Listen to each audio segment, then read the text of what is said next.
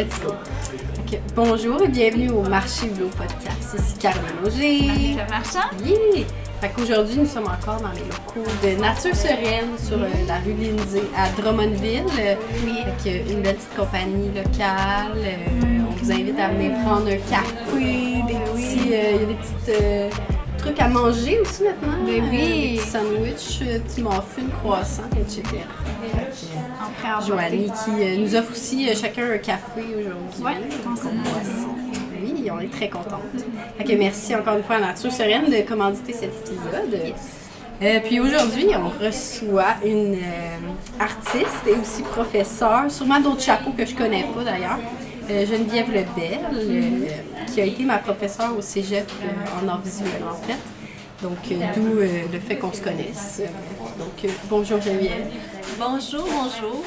Merci beaucoup de l'invitation. Merci à toi d'avoir été Très enchantée d'être ici avec vous aujourd'hui. Oui, bien, ce que je dis souvent, c'est que ce qui est le fun, c'est que nos professeurs au cégep en art visuel, ils ont chacun une pratique, puis ils ont vraiment un gros background quand même, mais vous êtes tellement professionnels, puis humbles, que vous en parlez jamais. Ben merci. En fait, je pense, merci du compliment, mais on est vraiment là, je pense, pour vous mettre vous de l'avant. Puis je pense on veut que vous développiez votre propre univers. Alors, on ne veut pas nécessairement trop vous influencer. Je pense que c'est peut-être pour ça qu'on a une petite pudeur là, à vous montrer notre propre pratique. Puis, mais par contre, on est quand même ouvert. Le fait que l'intérêt, la curiosité, là, à ce moment-là, on n'est pas gêné de vous la présenter. Donc, ça me fait plaisir de pouvoir parler un petit peu plus de mon travail aujourd'hui avec vous deux. C'est ça m'intéresse full, mais c'est ça, on n'a pas nécessairement l'occasion non plus d'en parler pendant l'école, là. Fait que j'avais hâte d'en apprendre plus. Yeah! Bon, direct là, on peut expliquer un peu, fait que professeur ici à Drummondville, mais tu habites à Québec, puis là, il y a un parcours qui doit te mener là à un moment donné, parce que tu viens de Drummondville à la base. Oui, c'est ça. Non, en fait, je suis originaire de Drummondville. Puis, un peu comme toi, Caroline, un jour, j'ai voulu étudier en art visuel. Puis à l'époque, le cours ne s'offrait pas au cégep à Drummondville. Donc, je suis allée à Trois-Rivières faire mon cégep pour 2 années, un prix universitaire en art visuel. Puis j'ai bien aimé la ville à ce moment-là. Je suis restée pour mon baccalauréat, donc à Trois-Rivières également. J'ai rencontré des futurs collègues. C'est drôle parce qu'à l'époque même, on avait déjà nommé le fait qu'on aurait beaucoup de plaisir à enseigner ensemble, comme quoi que des fois, quand on sème les graines, on les récolte. Donc aujourd'hui, j'ai la chance d'enseigner avec des collègues que j'ai rencontrés déjà à l'université au bac. Puis de fil en aiguille, donc après mon bac en art, je suis restée 1 an à faire des expositions à Trois-Rivières. Donc j'avais eu des reconnaissances artistiques là, après mon baccalauréat. Donc j'ai travaillé dans des ateliers silex, ateliers de sculpture là, dans lesquels j'ai appris la sculpture sur la pierre. Puis j'ai fait aussi un petit stage là, à presse-papier. J'avais remporté aussi du temps d'atelier, comme une espèce de prix qui comprenait du temps, puis l'expérimentation avec les techniques d'estampe. Puis par la suite, j'ai voulu continuer mes études, donc c'est ce qui m'a amenée à Québec. Alors j'ai continué à la maîtrise en art visuel à Québec. Donc puisqu'encore là, il ne l'avait pas à Trois-Rivières. Donc, ça m'a amené, c'est ça, à déménager et j'ai vraiment eu un coup de cœur pour la ville de Québec, la vie de quartier, puis en fond, c'est ça, là, le côté chaleureux aussi là, qu'on peut retrouver, puis l'espèce d'esprit de fraternité, mais ce qu'on retrouve un petit peu, c'est ça, la vie de quartier, le lien entre les gens que j'ai bien aimé à Québec. Donc, ce qui fait que j'y reste encore aujourd'hui. Mais j'ai encore vraiment un très fort attachement à Drummondville. Quand j'ai terminé ma maîtrise, le programme en art ouvrait au cégep. Puis j'ai dit, ça, c'était comme un signe des temps. Puis, déjà, à l'école secondaire, moi, j'avais écrit une lettre d'intention au cégep pour qu'il y ait le programme en art. Donc encore là, c'est très drôle de voir que c'est comme si plus tard, ça s'était exaucé.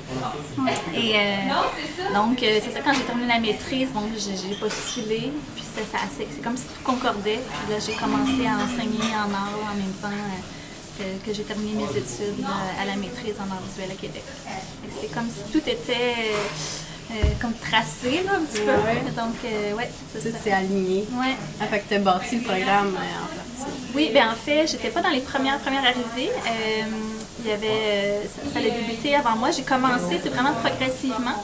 Donc, j'ai commencé par des remplacements, congé paternité.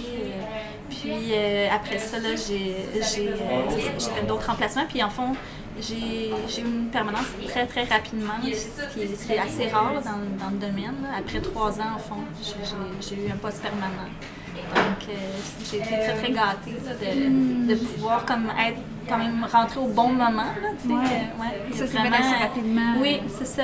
Parce que ça, c'est quand même quelque chose qui n'est pas toujours nécessairement simple. Là, parce que souvent, les programmes en art sont petits. Et il n'y a pas nécessairement beaucoup d'enseignants dans les programmes. Donc, de pouvoir entrer dans un programme comme ça artistique, là, c'est vraiment une belle chance que j'ai eue. Dans ta ville natale. Oui, c'est ça. Puis là, ça me permet ça, d'être près de mes parents, puis d'être près aussi de ma sœur qui est à Drummondville également. Puis j'ai aussi toujours apprécié le fait, le collège, c'est ça, il y a quand même une belle dimension humaine. Puis on avait beaucoup d'attitude pour comme mettre le programme avec nos couleurs, ce que je pense que peut-être qui est plus difficile là, dans des plus grosses institutions. Donc, on a vraiment été chanceux. Puis en fait, c'est ça, les gens avec qui je me suis retrouvée à enseigner, c'est des gens que j'ai croisés dans mon parcours, oui, c'est ça, avec qui j'étais amie ou en fait que j'ai connu des fois, en fait, donc à la maîtrise ou c'est ça, au baccalauréat. Alors, ça, c'est vraiment sympathique là, de pouvoir les retrouver. Puis même encore aujourd'hui, il y a des anciens étudiants qui viennent travailler avec nous. Fait que c'est vraiment le fun d'être entouré des gens qui gravitent en art, mais avec qui on a des affinités. C'est un beau privilège. Puis à aucun moment tu t'es dit je vais aller enseigner, mais à Québec à la place, vu que tu habites là? Ou... Ben en fait, non. C'est comme si j'ai trouvé mon équilibre là-dedans. Parce que, c'est sûr, comme je disais, le fait de pouvoir enseigner, quand j'ai commencé, je ne cacherai pas que les premières années, c'est un peu l'inquiétude là, quand tu donnes des cours pour la première fois. Mais le fait de pouvoir en parler avec des gens que je connaissais déjà, ça m'a beaucoup sécurisée. J'avais vraiment l'impression là, d'être bien entourée pour pouvoir m'épanouir dans ce nouveau contexte-là. Puis, comme je disais, le cégep, pour moi, il était sécurisant également. Le fait que je sentais qu'il y avait de l'ouverture pour vraiment mettre en place le programme, puis ça nous ressemble. Puis les premières années, c'est sûr, parce que j'ai un collègue qui enseigne au Cégep à Limoilou, qui est le parrain de ma fille, donc, et enseignant en art visuel également. Donc je me suis demandé s'il y aurait ma place, parce que moi je reste à Limoilou actuellement, puis c'est comme au bout de ma rue. Mais ça m'a vraiment quand même permis, comme je disais, de garder un lien aussi avec ma famille. Parce que c'est sûr, les parents ils vieillissent, puis ça me permet comme ça d'avoir ma visite hebdomadaire et rester en contact parce que là, pendant toutes mes études, j'étais à l'extérieur. Moi, je suis partie à 17 ans là, de la maison là, pour étudier cégep, bac, maîtrise. Donc, j'ai été longtemps comme ça à l'extérieur. Oui. Donc, ça me permet quand même d'avoir un lien avec la famille. Puis, je trouve d'avoir le meilleur des deux mondes. Puis c'est ça. Puis je voyage en train et en autobus. Donc ça, j'appelle ça ma zone de décompression. Donc c'est des moments où est-ce que je me retrouve à lire. J'aime beaucoup lire de la poésie. Puis sinon, juste à réfléchir, à prendre en note des idées, des projets. Ou juste avoir un temps pour, regarder le paysage. Je trouve que des fois, c'est comme... en tout cas, je me trouve chanceuse quand même d'avoir... Il y en a qui voient ça comme un temps perdu, mais moi, je le vois vraiment comme un temps... C'est un temps de repos. De repos, oui. Puis des fois... À te retrouver, c'est d'être centré avec toi-même. C'est ça, exact. Des fois, c'est le genre de temps qu'on s'offre pas. Non, c'est ça. Puis moi, je suis beaucoup là-dedans parce que j'aime marcher, j'aime prendre le temps. Là. Donc pour moi, c'était pas nécessairement un enjeu, là, le transport comme ça, la distance en fait. Je l'ai accueilli plus comme une chance, là, comme une chance là, d'avoir cet espace-temps-là de transition. Puis ça permet aussi, là, mettons, après une journée, d'avoir un moment pour se déposer. Là. Donc, donc, j'ai trouvé un équilibre là-dedans, à travers les années. Mais avant de se tourner vers vraiment l'enseignement, j'aimerais ça qu'on revienne un peu plus tôt. Moi, j'ai lu sur ta démarche artistique en fait que la lenteur, ça a vraiment une place importante pour toi. Ça, c'est quelque chose aussi qui m'a vraiment parlé parce que moi, mon processus d'écriture, c'est quelque chose d'important aussi. J'écris de l'autofiction. Puis, peux-tu nous en parler davantage? Tes inspirations, la place de la lenteur dans ton processus créatif? Ben, je pense d'emblée, moi j'ai toujours aimé ça prendre mon temps. J'ai jamais, à l'exception quand je cours, là, que je fais du jogging, là, mais sinon tout se fait dans la lenteur, c'est mon rythme naturel. Puis c'est quelque chose aussi que je trouve qui se perçoit à travers les objets que l'on crée. J'ai l'impression que c'est comme si le temps investi, que ce soit dans un dessin, une peinture, une sculpture, c'est comme s'il vient charger cette forme d'art-là qu'on crée, avec une espèce de présence accrue.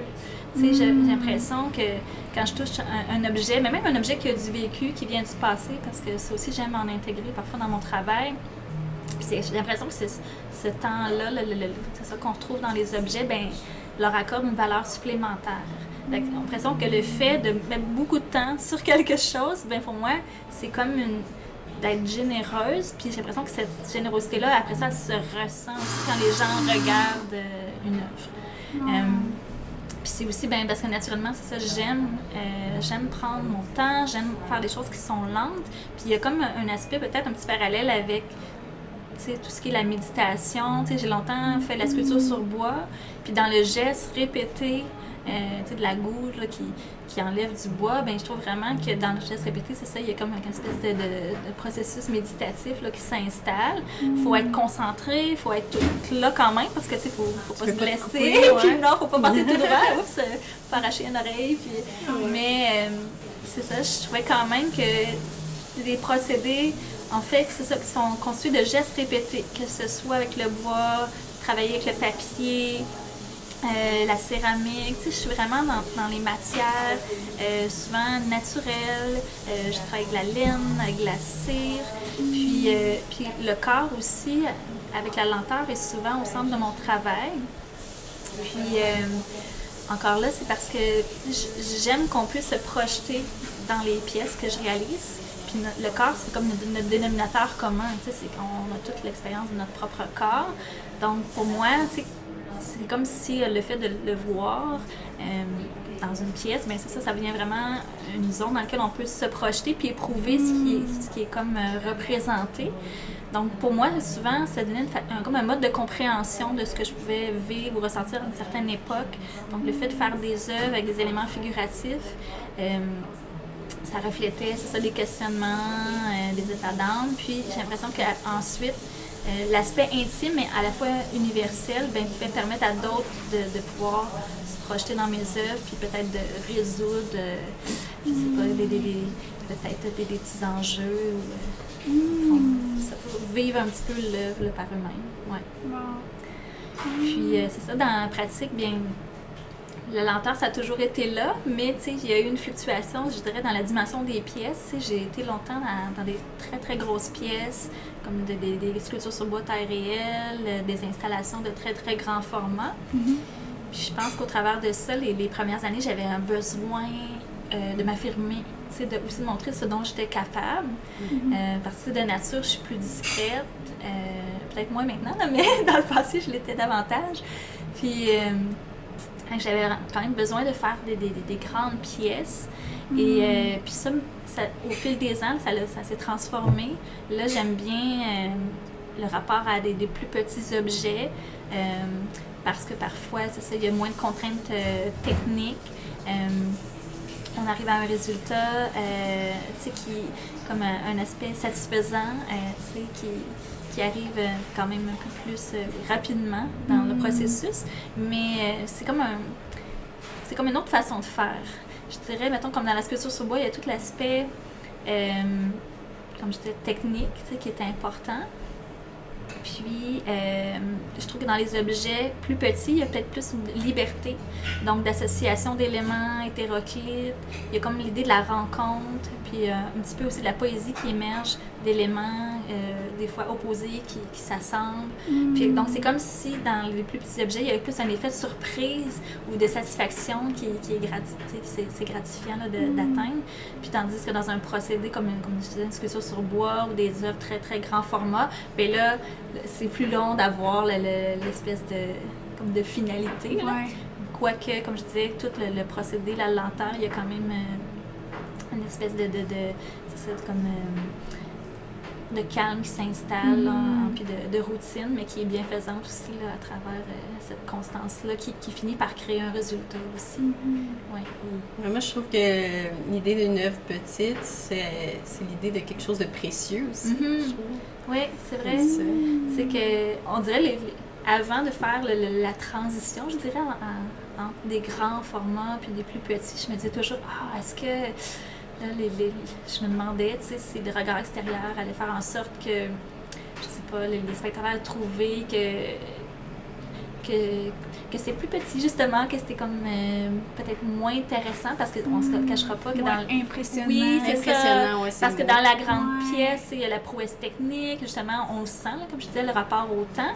Et je me suis rendu compte que même dans mes petites pièces, tu sais, les gens le perçoivent aussi. D'une façon aussi forte. Oui, tout à fait. Tu perçoivent aussi le soin accordé aux matières, aux textures, les images qui surgissent de ces assemblages-là. Puis ils parlent autant, en fait, que des grandes pièces peuvent le faire. Fait que ça, je suis contente parce que longtemps, j'ai eu une crainte, comme de perdre en faisant des œuvres de plus petit format. Ouais, c'est ça, parce que... on dirait qu'il y a quelque chose peut-être qui nous encourage à aller tout le temps dans le grand, l'impressionnant, le grandiose.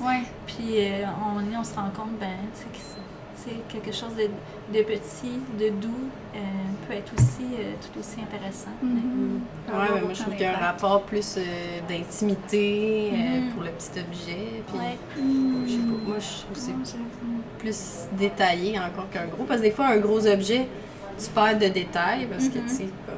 Justement, exemple, tu as une contrainte de temps, si tu as passé le même nombre de temps sur un petit objet, ton objet va être beaucoup plus poussé que le gros objet.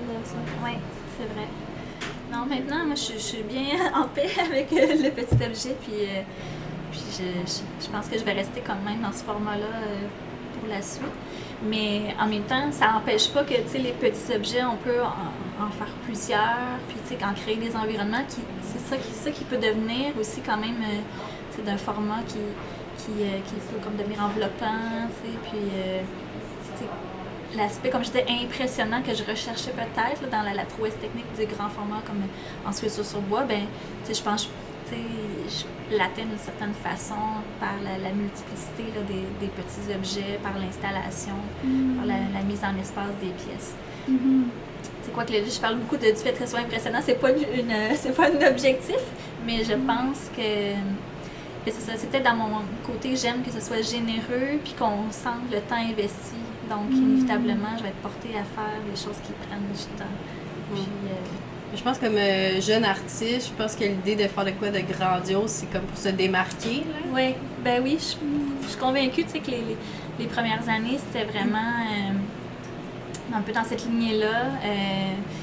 On souhaite se démarquer, on souhaite montrer ce qu'on est capable de faire. Puis, moi, ayant une facilité pour la taille directe sur bois, là, c'était toujours un petit peu repousser la limite, qu'est-ce que je peux faire. Je suis allée jusqu'à faire une sculpture de bois que j'ai immergée dans l'eau, dans un bassin d'eau, pour une exposition, puis c'était quand même beaucoup de contraintes techniques.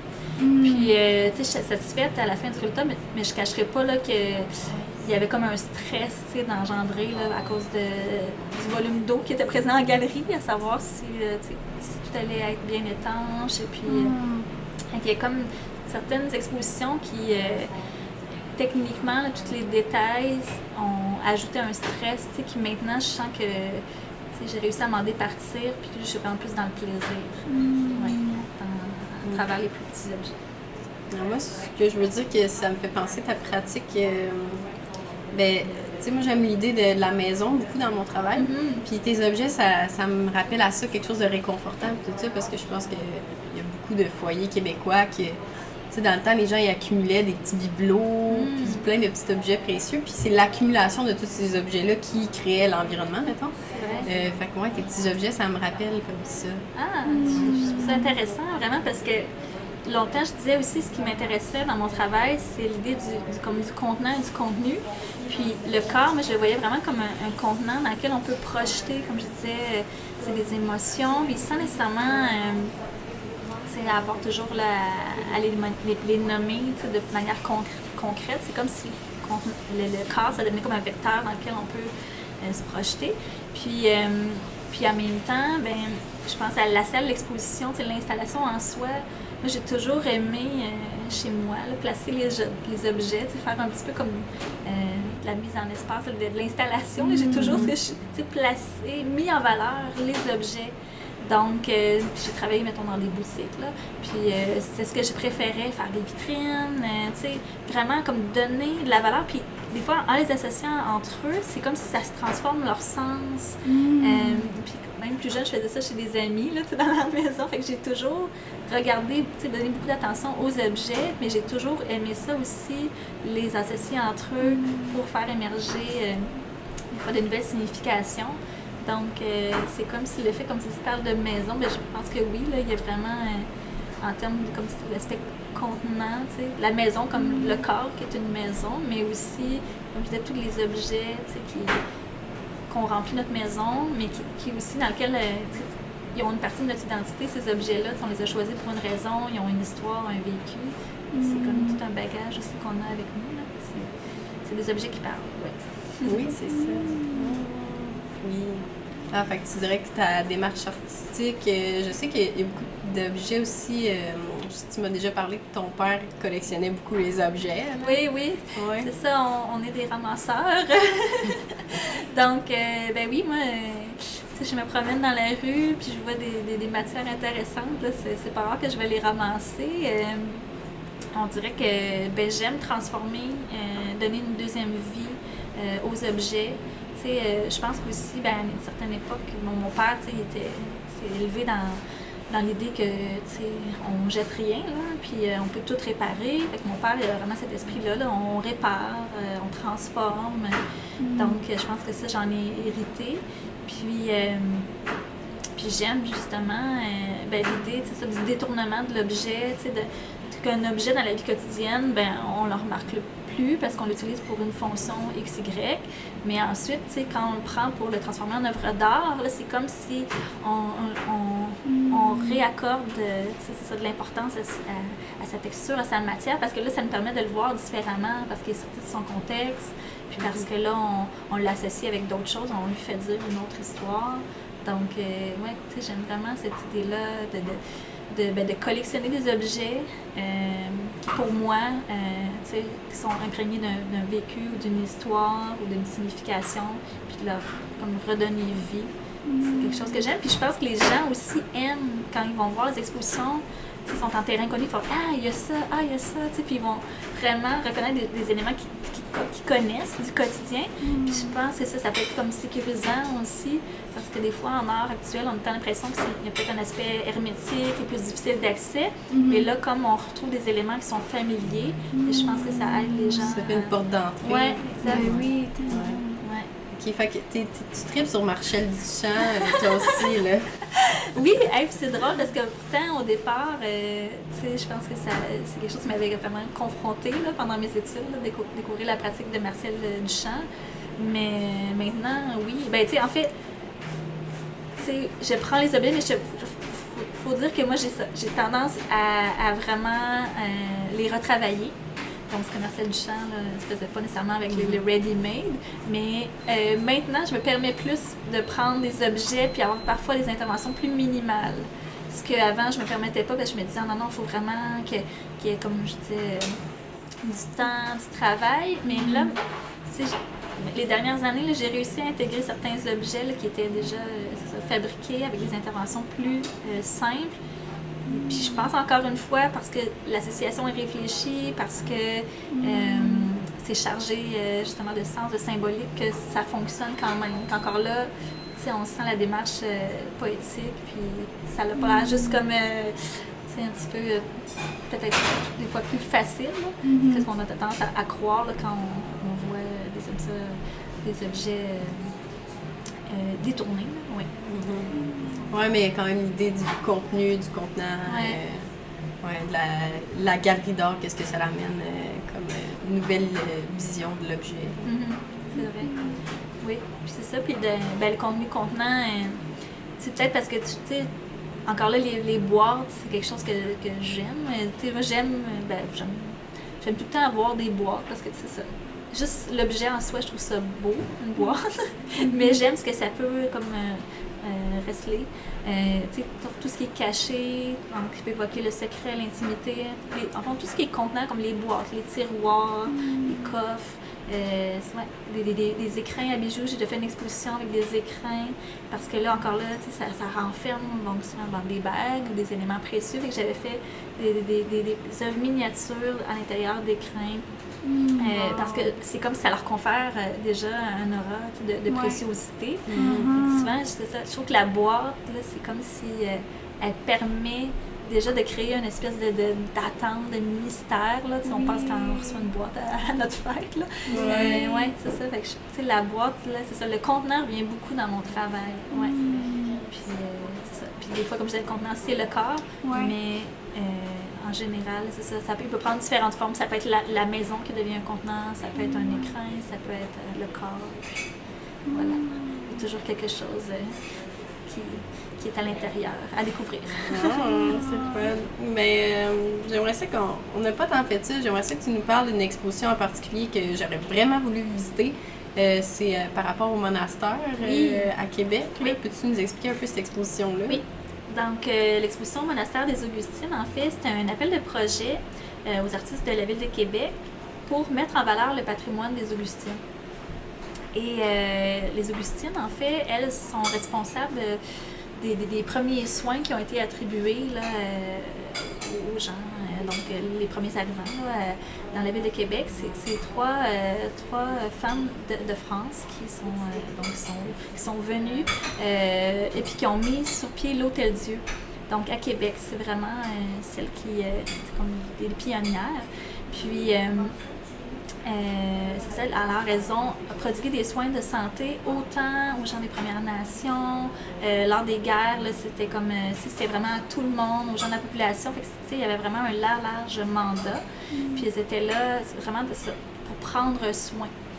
Et fait que les Augustines, elles étaient vraiment associées à tout ce qui est, en fond, c'était pas juste des infirmières, c'était vraiment, elles faisaient comme plein de choses, puis elles pouvaient, mettons par exemple, anecdote, aller à la pêche pour bien nourrir en fond, les patients, pour que les patients, en fond, tout ce qui toutes leurs tâches, ça était associé au bien-être des gens qui passaient un séjour chez les Augustines. Et que ça s'assurait d'avoir comme les meilleurs produits, la nourriture soit la meilleure qualité possible, jusqu'à même se priver elle-même.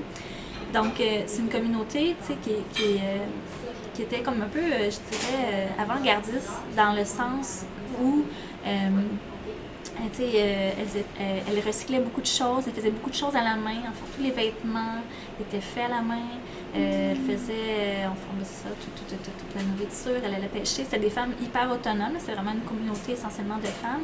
Et donc, elle tenait les jardins. Et puis en plus, c'est ça, il y en avait qui travaillaient à l'Hôtel-Dieu. Puis bref, c'était des femmes fortes, donc même je dirais féministes, là, qui étaient là avant leur temps. Puis ils sont vraiment responsables du système de santé là, qu'on connaît. Puis il y avait même une vision, je dirais, avant-gardiste pour le soin comme global du corps. Quand il y avait des gens qui venaient faire un séjour, c'était pas juste de soigner leurs blessures, mais c'était vraiment qu'ils mangent bien, de s'occuper de leur bien-être en entier.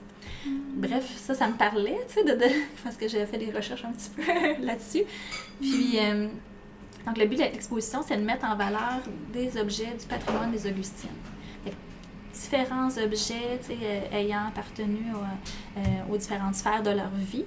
Et à la base, en fait, les armoiries des Augustines, on retrouve le Sacré-Cœur, qui est comme un cœur avec des flammes surmontées. On retrouve ça souvent dans la culture mexicaine, là, le Frida Kahlo, puis tout ça.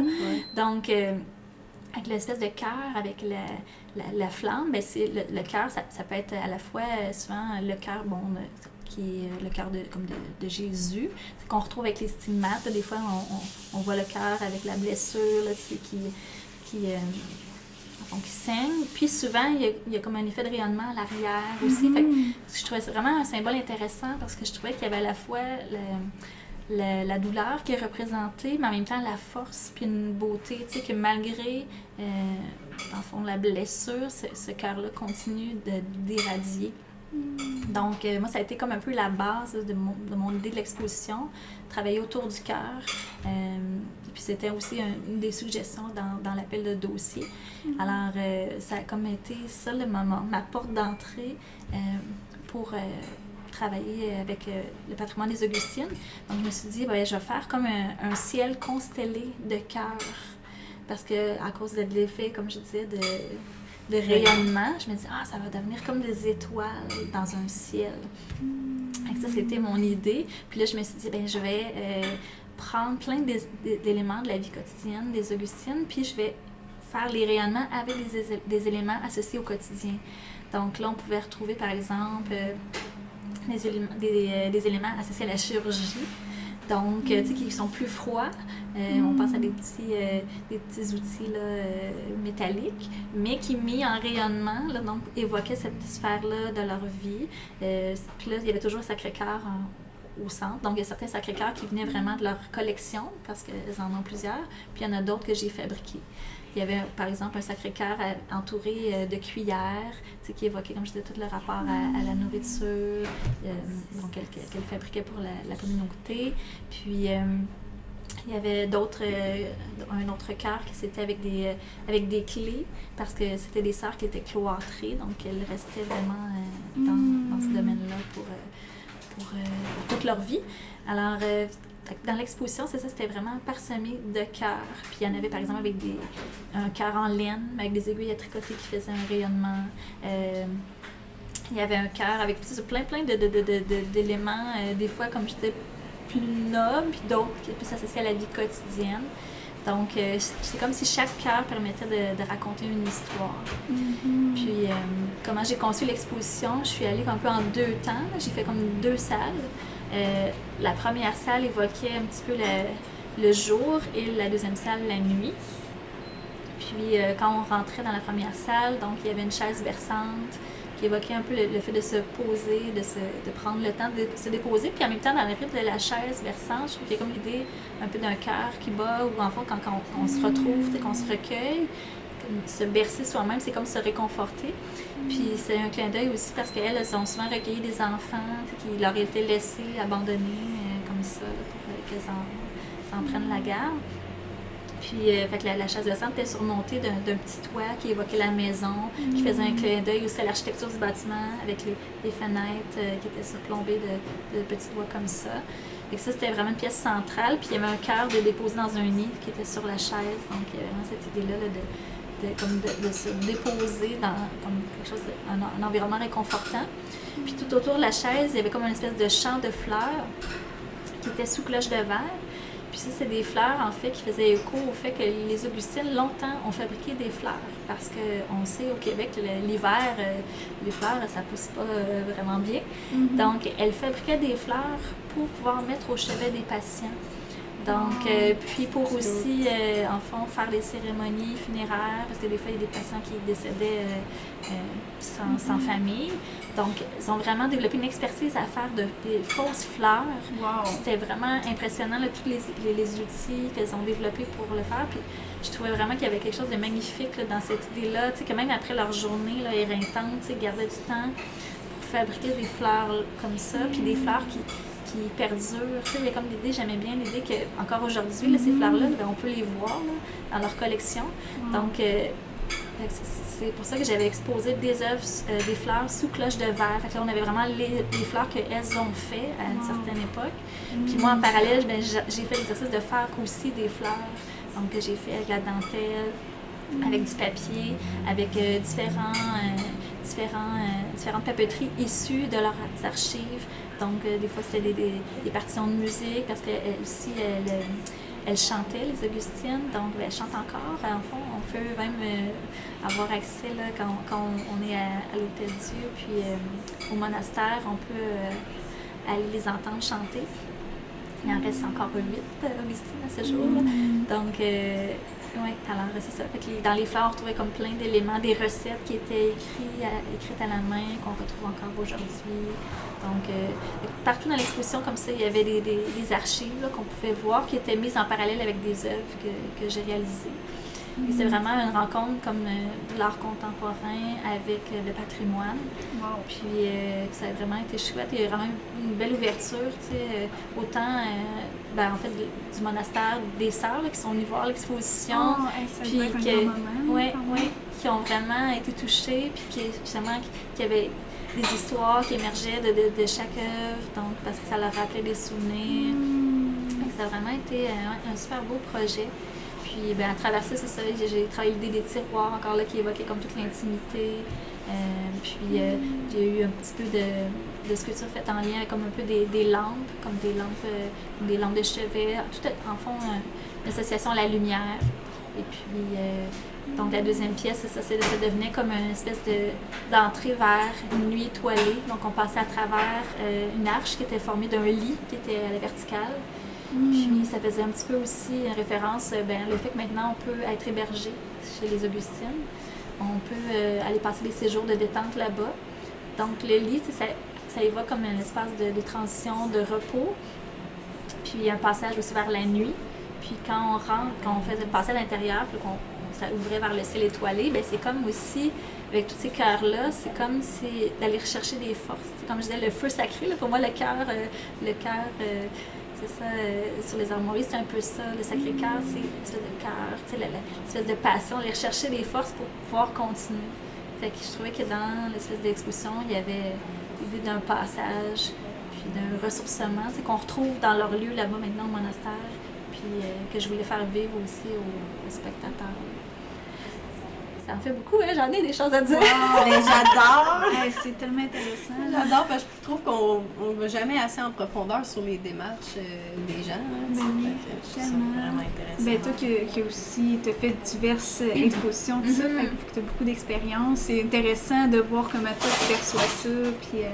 Puis, moi, j'ai pas étudié dans le domaine de l'art. Fait que de voir ça de cette façon-là, c'est wow! C'est vraiment hot, ça m'ouvre tellement de portes dans ma tête. Être artiste, c'est souvent avoir une vision différente des choses. Oui. Ben, je pense que, en fait, peu importe le domaine artistique, on aime avoir un regard sur le monde différent, je pense. Là. Ouais. Puis de créer du sens aussi à partir des fois de choses qui peuvent ne pas en avoir. Il y a quelque chose de réconciliateur, je pense, dans le fait de recréer du sens avec quelque chose qui n'en avait pas ou qui n'en avait plus ou qui était délaissé. Oui, exactement, délaissé, oui, c'est vrai. C'est ça, je suis pas très connaissante de tes expositions. Celle-là en particulier, je m'en souviens parce qu'elle est quand même récente. Mais pourrais-tu nous dire un peu tes expériences, justement, tes expositions en galerie? T'en as fait plusieurs? T'en as fait où? Dans le Québec, à l'extérieur, etc. Oui. Ben en fait, les premières années, là, quand j'ai terminé, j'ai d'abord exposé à Trois-Rivières pendant mes études. Puis, comme je l'expliquais au début là, de l'enregistrement, j'ai eu, après mon bac, l'opportunité d'exposer dans des lieux à Silex. Puis, à ce moment-là, je faisais vraiment des sculptures en taille directe sur bois de taille réelle. Donc, c'est vraiment des grosses pièces. Alors, j'ai fait mon exposition de fin de bac, là, qui était comme une pièce marquante. Pour moi, ma première sculpture taille réelle, qui s'appelait Les Nœuds Gordiens, puis qui était une sculpture à la verticale, une personne les yeux fermés, puis qui était attachée en trois zones du corps. Puis les cordes étaient tendues, puis donc entraient dans les murs. Donc, c'est comme si elle parcourait vraiment l'espace d'exposition, puis le personnage était central. Puis il y avait comme un peu l'idée du constat dans des limites, qu'on s'impose. Mais en même temps qu'on tombe, on n'est pas toujours conscient parce que là, en fond, on ne voyait pas à quoi les nœuds étaient attachés. Donc, parce que ça allait au-delà de la pièce, ça rentrait dans les murs, littéralement. Fait qu'il y avait cette idée-là, à ce moment-là, des contraintes. Puis une autre grosse pièce que j'ai faite, c'était exposée également à les Silex. C'était une sculpture dans l'eau, donc qui était en position un peu plus recroquevillée, une sculpture sur bois. Puis elle était vraiment immergée dans l'eau, tu sais. Puis le bois, ça flotte, hein. Fait que ça a été quelque chose là, de vraiment concevoir la structure, puis pour qu'on réussisse à faire, à maintenir la sculpture sous l'eau. Mais c'est vraiment intéressant pendant l'exposition parce que le bois absorbe l'eau, mais il y a aussi de l'air qui est contenu dans le bois qui cherche à sortir. Donc, ça faisait vraiment plein de petites bulles à la surface de la sculpture. Donc, comme si on aurait dit que le personnage avait la chair de poule ou bref, respirait parce qu'il y avait des bulles qui remontaient à la surface. Puis pendant l'exposition aussi, l'eau se transforme, donc s'opacifie. Alors, autant qu'au départ, il y avait comme une espèce d'effet, c'est comme d'être un retour peut-être, un retour en soi, tu sais, l'espèce de clin d'œil un peu peut-être au fœtus, bien là, plus que ça avançait, plus que l'eau devenait plus opaque, le bois aussi là, devenait un peu plus visqueux. Fait que c'est comme si là, il y avait comme l'idée qu'il y avait un changement, que ça devenait peut-être un peu plus négatif. Puis l'exposition, ça s'appelait « Mon repos, ma source ». Fait qu'il y avait comme l'idée de, c'est ça, je pense que c'était après mes études, de prendre un temps d'arrêt, puis de se ressourcer. Puis tu sais, un peu, c'est vraiment comme une période d'introspection pour moi. Mais tu sais, c'est bien de le faire, mais en même temps, il faut ressortir des fois de cette période-là. D'où, tu sais, comme je disais, que la transition à l'exposition, que le message au départ est positif, mais qu'après un certain temps, on peut des fois s'enliser peut-être aussi à ne plus aller vers le monde. Là. Donc, il faut aussi ressortir un petit peu à l'extérieur de soi. Et ça, c'était des expositions marquantes. Puis après ça, j'avais tendance des fois à ne pas suffisamment représenter mes expositions. J'avais tout le temps tendance à repartir sur un autre projet d'envergure. Donc, j'ai fait des expositions. J'en ai exposé à Matane. J'ai fait un projet qui s'appelait « La nature morte », qui était une exposition avec une immense table. En fait, là, de 14 pieds de long. Puis, il y avait deux protagonistes, donc un homme et une femme de chaque côté de la table.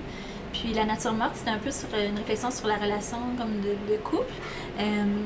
Donc, la nature morte, c'est un peu la nature humaine. Puis, à cette époque-là, je travaillais dans des boutiques. Puis, quand je regardais les mannequins dans les vitrines, je me disais, tu sais, c'est intéressant. C'est comme si ces mannequins-là qu'on habille, tout ça, c'est comme des natures mortes contemporaines. Parce qu'autrefois, dans la nature morte, on trouve les fruits. Tu sais, c'est des objets qui sont placés, supposés pour être jolis, mais en même temps pour qu'ils attirent la convoitise. Si on a envie, ça a l'air bon, on a envie de les manger. Puis là, en même temps, ces corps-là dans les vitrines, c'est comme des corps parfaits. Je trouvais ça intéressant de dire, tu sais, je vais travailler avec l'idée des bustes. Donc, j'ai fait un buste féminin, un buste masculin. Puis là, je m'en suis servi pour parler de plein de codes, notamment un peu la dynamique, peut-être du mariage. Donc, il y avait le buste féminin qui portait un tablier blanc, mais donc qui était très, très, très long. Donc, il parcourait le sol d'abord, sur une longueur peut-être de 8 pieds, puis ensuite montait sur la table. Fait que c'est comme si son tablier devenait une nappe qui parcourait l'immense table et se rendait jusqu'au bout du buste masculin, le buste masculin, lui, c'était un buste qui était en cire et puis avait une espèce de bavette, si on peut dire. Fait que c'est comme si la femme avait une robe qui évoquait un petit peu une robe de mariée avec une traîne, mais qui était à l'avant, donc qui était son tablier qui se transformait en traîne, puis sur lequel il y avait comme un déversement de fruits. Puis les fruits, c'était des oranges qui étaient recouvertes de cire, qui étaient façonnées en forme de sein. Fait qu'il y avait comme toute la référence au corps. Donc, un peu comme les fruits défendus, autre chose, donc le rapport à la religion. Mais aussi, ce déversement-là sur la table m'ont permis de faire plein de petits objets tout autour, comme c'est ça, des variantes de l'orange. Puis l'orange, souvent, était associé historiquement au mariage. Des fois, c'était un fruit qu'on donnait tous les agrumes, là, parce que c'était exotique, c'était précieux, on les donnait aux nouveaux mariés, il y avait comme toute une notion aussi avec la fécondité, tout ça. Donc, bref, c'est comme si c'était un déversement, comme si la femme était un arbre duquel se déversent des fruits qui venaient parcourir toute la table, puis au bout, il y avait comme le consommateur, si on peut l'appeler comme ça. Donc, l'homme qui était là, qui était devant le festin, avec un peu comme, tu sais, les bavettes que les jeunes enfants ont, là, qui recueillent l'excédent. Là. Il y a comme l'idée de ça.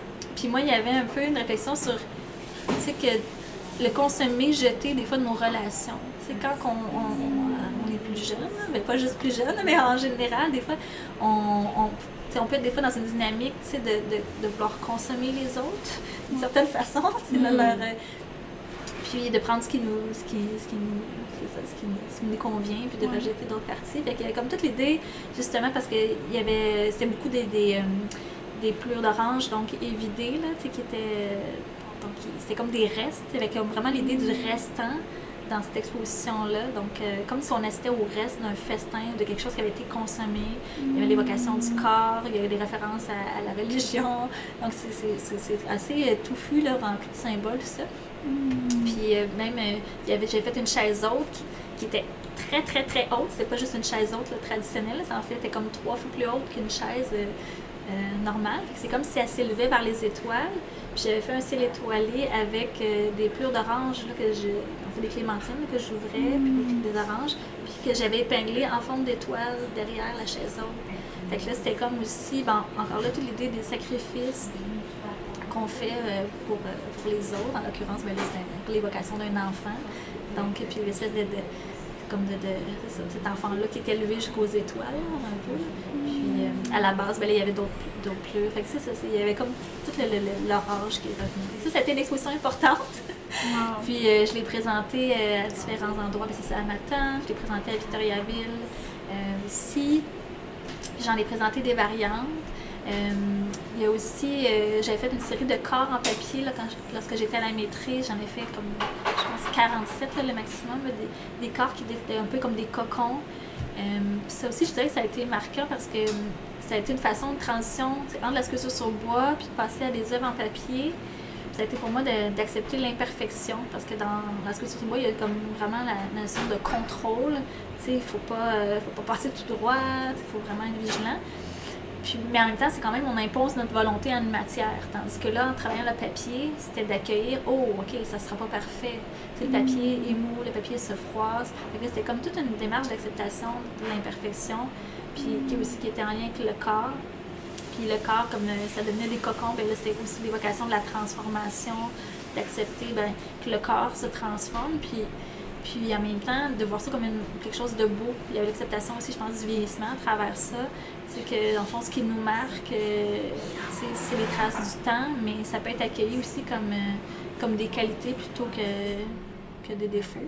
Fait que, ça, c'est quand même une exposition, je pense, qui a été signifiante aussi. Là.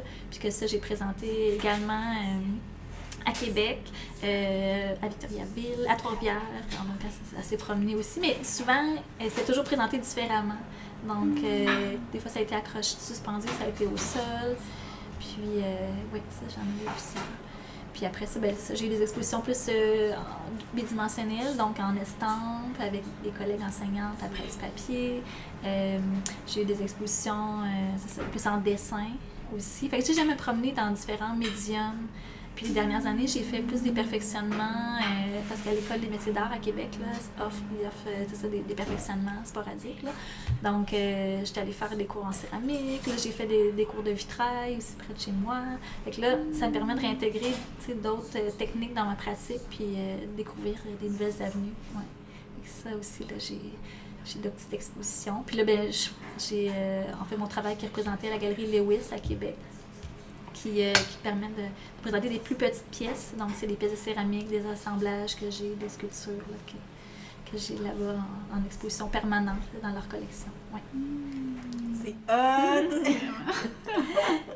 Et là, je fais un tour rapide, là, mais mon tour rapide, il est quand même assez exhaustif. Ah, wow! Ah, c'est fun. Mais j'aimerais ça Ça, c'est vraiment tout full intéressant. Mais pour les jeunes artistes qui nous écoutent, tu sais, il y a des choses qu'on n'aborde pas au cégep, tu sais, les demandes de subventions, les appels de dossier, les résidences artistiques, toutes ces affaires-là.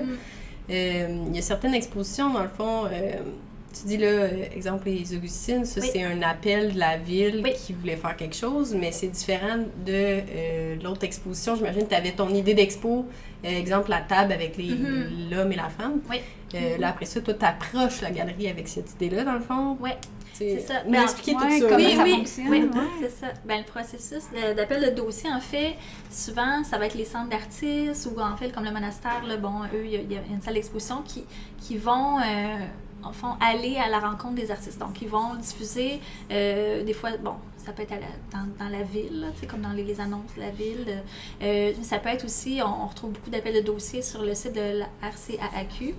Donc, qui regroupe, là, comme, en fait, c'est un site super complet sur lequel on peut chercher des modèles de contrats. C'est tous les centres d'artistes aussi qu'on peut retrouver sur ce site-là. Puis, en fait, ce qui est bien, c'est que c'est ça. Quand on veut faire une exposition, bien, on peut aller voir les différents centres. Moi, souvent, c'est comme ça que je procédais. J'allais voir, parce que moi, il y avait une contrainte de transport, là, parce que je n'ai toujours pas de permis de conduire à ce jour. Donc, je trouvais des endroits où est-ce que je me disais, ah, bien là, ça serait... soit que c'était faisable, donc je peux avoir des contacts pour transporter mes œuvres, ou soit que dans leur appel de dossier, ils offraient le transport. Donc, je pouvais avoir une partie comme à Matane, par exemple, bien là, le transport était couvert.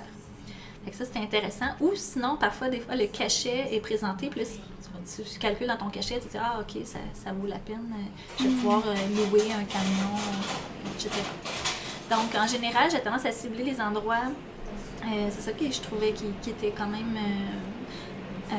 accessible, mais aussi il faut que l'endroit, selon le mandat des centres d'artistes, il y a des centres d'artistes qui ont un mandat d'exposition, par exemple, en estampe, il y en a qui sont spécialisés en sculpture, il y en a qui sont spécialisés en photographie, donc il y en a qui sont associés à des médiums, il y en a d'autres qui sont associés, je dirais plus, mettons, peut-être à des approches. Donc, par exemple, il y a certains centres que ça va être vraiment... donc, les approches féministes, d'autres, ça va être les nouvelles technologies. Alors, il faut essayer de cibler comme qu'est-ce qui correspond à notre travail. Puis, après ça, des fois, ils vont faire juste comme des appels de dossier général, donc il n'y aura pas de thématique. À ce moment-là, ben là, tu envoies ton dossier. Ou des fois, ça va être, OK, cette année, là, on veut, mettons, qu'on ait une ligne directrice pour comme l'ensemble des expositions qu'on va sélectionner. Et là, donc, les artistes qui proposent, il faut que leur texte de projet soit en lien avec cette thématique-là. Ça dépend vraiment. Comme pour le monastère, ben là, eux, ils cherchaient vraiment à mettre en valeur leur patrimoine et ça devait être sur le thème du cœur. Donc, il y avait déjà comme une ligne directrice qui était présente, mais parfois, il n'y en a pas du tout. Là, donc, c'est vraiment juste, si, exemple, tu travailles en estampe, dans les nouvelles pratiques des arts imprimés, ben, tu peux se mettre ton dossier, par exemple, à Presse-Papier, à Engramme, qui est à Québec, qui est un autre organisme, un autre centre d'artistes spécialisé en estampe. Donc, c'est ça, c'est vraiment différent. Puis, tu sais, j'avais tendance à y aller aussi en fonction de les expositions que j'avais vues dans leur lieu. Tu sais, des fois, en voyant l'exposition, je dis « Ah, là, je pense que je verrai mon travail. » Tu sais, parce que quand on travaille en installation, ben ça aide de voir l'environnement. Tu sais, je suis capable de me projeter, de dire « Ah oui, il me semble que là, je verrais bien mon travail. » Quand j'avais des amis, ben, par exemple, à Matane, j'avais un ami qui avait exposé son travail là-bas. Puis là, j'étais au courant des conditions, puis tout ça. Puis là, j'ai dit « Ah, OK, c'est intéressant, et je vais l'essayer. » Donc, souvent, c'est vraiment en faisant du bouche à oreille que là, je découvrais que peut-être, telle personne, ça fonctionnait à cet endroit-là, donc je vais l'essayer aussi. Puis, ou quelqu'un, parfois c'est sous forme d'invitation aussi, par des connaissances, des gens qui gravaient dans le milieu. J'ai déjà eu une ancienne enseignante à l'université qui m'a invitée dans une exposition collective, donc, dont elle était commissaire. Alors là, elle cherchait des personnes qui travaillaient sur la thématique du corps, donc elle a fait appel à moi. Parfois, j'ai déjà fait une exposition qui était, c'est ça, dans un corridor. Et puis là, c'était une invitation d'une collègue. Et puis, encore là, j'ai créé un projet spécifiquement pour le lieu. C'était avec des sacs en papier, donc des sacs en papier craft. Puis c'était comme encore là la notion de contenu, mais aussi sur les sacs, au lieu de représenter des objets de consommation, dans le fond, c'était de représenter tout ce qui ne s'achète pas. Donc là, il y avait comme toute cette idée-là, ça s'appelait « Envie d'autre chose », comme toute l'idée qu'on a tant envie de quelque chose qui nous comble, mais en fait, ce qui nous comble vraiment, c'est rarement des choses qu'on peut acheter. C'est ça. Puis il y avait, même si c'était pas des objets, c'était vraiment des dessins sur sac en papier, il y avait comme vraiment l'objectif de détourner les sacs. Des fois, les ganses, donc j'ai acheté... comment dire, espèce de papier torsadé pour tricoter comme les ganses d'un sac. Un autre ganse, en fond, ça devenait une corde à danser, donc une jeune fille qui était dessinée, puis la ganse devenait comme une corde à danser. Fait que, il y avait un sac qui était retourné, puis le dessous, ça devenait comme une lettre à la poste, donc qui était dessinée. Fait que, il y avait vraiment l'idée de partir du sac, puis de le transformer pour voir qu'est-ce qui était caché ou qu'est-ce que je pouvais faire comme lien visuel déjà avec la forme du sac aussi. Ouais. Et même dans les plis, là, il y avait des fois des formes de maison qui étaient comme mises de l'avant. C'était une exposition. Oui, c'est ça. Fait que, donc, bref, les appels de dossiers, c'est ça. C'est très varié. Puis pour ce qui est des bourses, moi, j'ai déjà dans mon parcours ciblé, il y avait une bourse associée à l'art figuratif, qui est la bourse Elisabeth Greenshield, que j'ai eue en finissant ma maîtrise, je dirais, oui. Puis ça, c'est encore là, c'est quelqu'un qui m'en avait parlé. Puis il m'a dit, tu devrais essayer, parce que c'est vraiment une bourse ciblée pour les gens qui font l'art figuratif. Puis finalement, je l'ai essayé, puis je l'ai eu à ce moment-là. C'était quand même une bourse importante que j'ai eue. Et puis, sinon, c'est ça, des fois, c'est ça, en essayant, c'est comme des concours. Tu sais, quand je vois que ça fait bien cadré, il y avait un concours à la Ville de Québec, à un moment donné, c'était sur le thème La demeure, en tout cas, je ne me souviens plus exactement le titre. Puis, j'avais soumis une sculpture sur bois. Puis finalement, j'ai remporté le premier prix. Ça a été exposé au Musée des Beaux-Arts à Québec. La Ville a fait l'acquisition de l'œuvre aussi. Ça l'a fait la tournée comme des arrondissements. Fait que, mais des fois, il y a comme des moments qu'on tombe pile poil là, dans la thématique ou dans ce qui était recherché. Là. Dans ce temps-là, c'est vraiment de se tenir informé. Oui, c'est ça, exact. D'être quand même assidu de regarder régulièrement ce qui est offert comme subvention.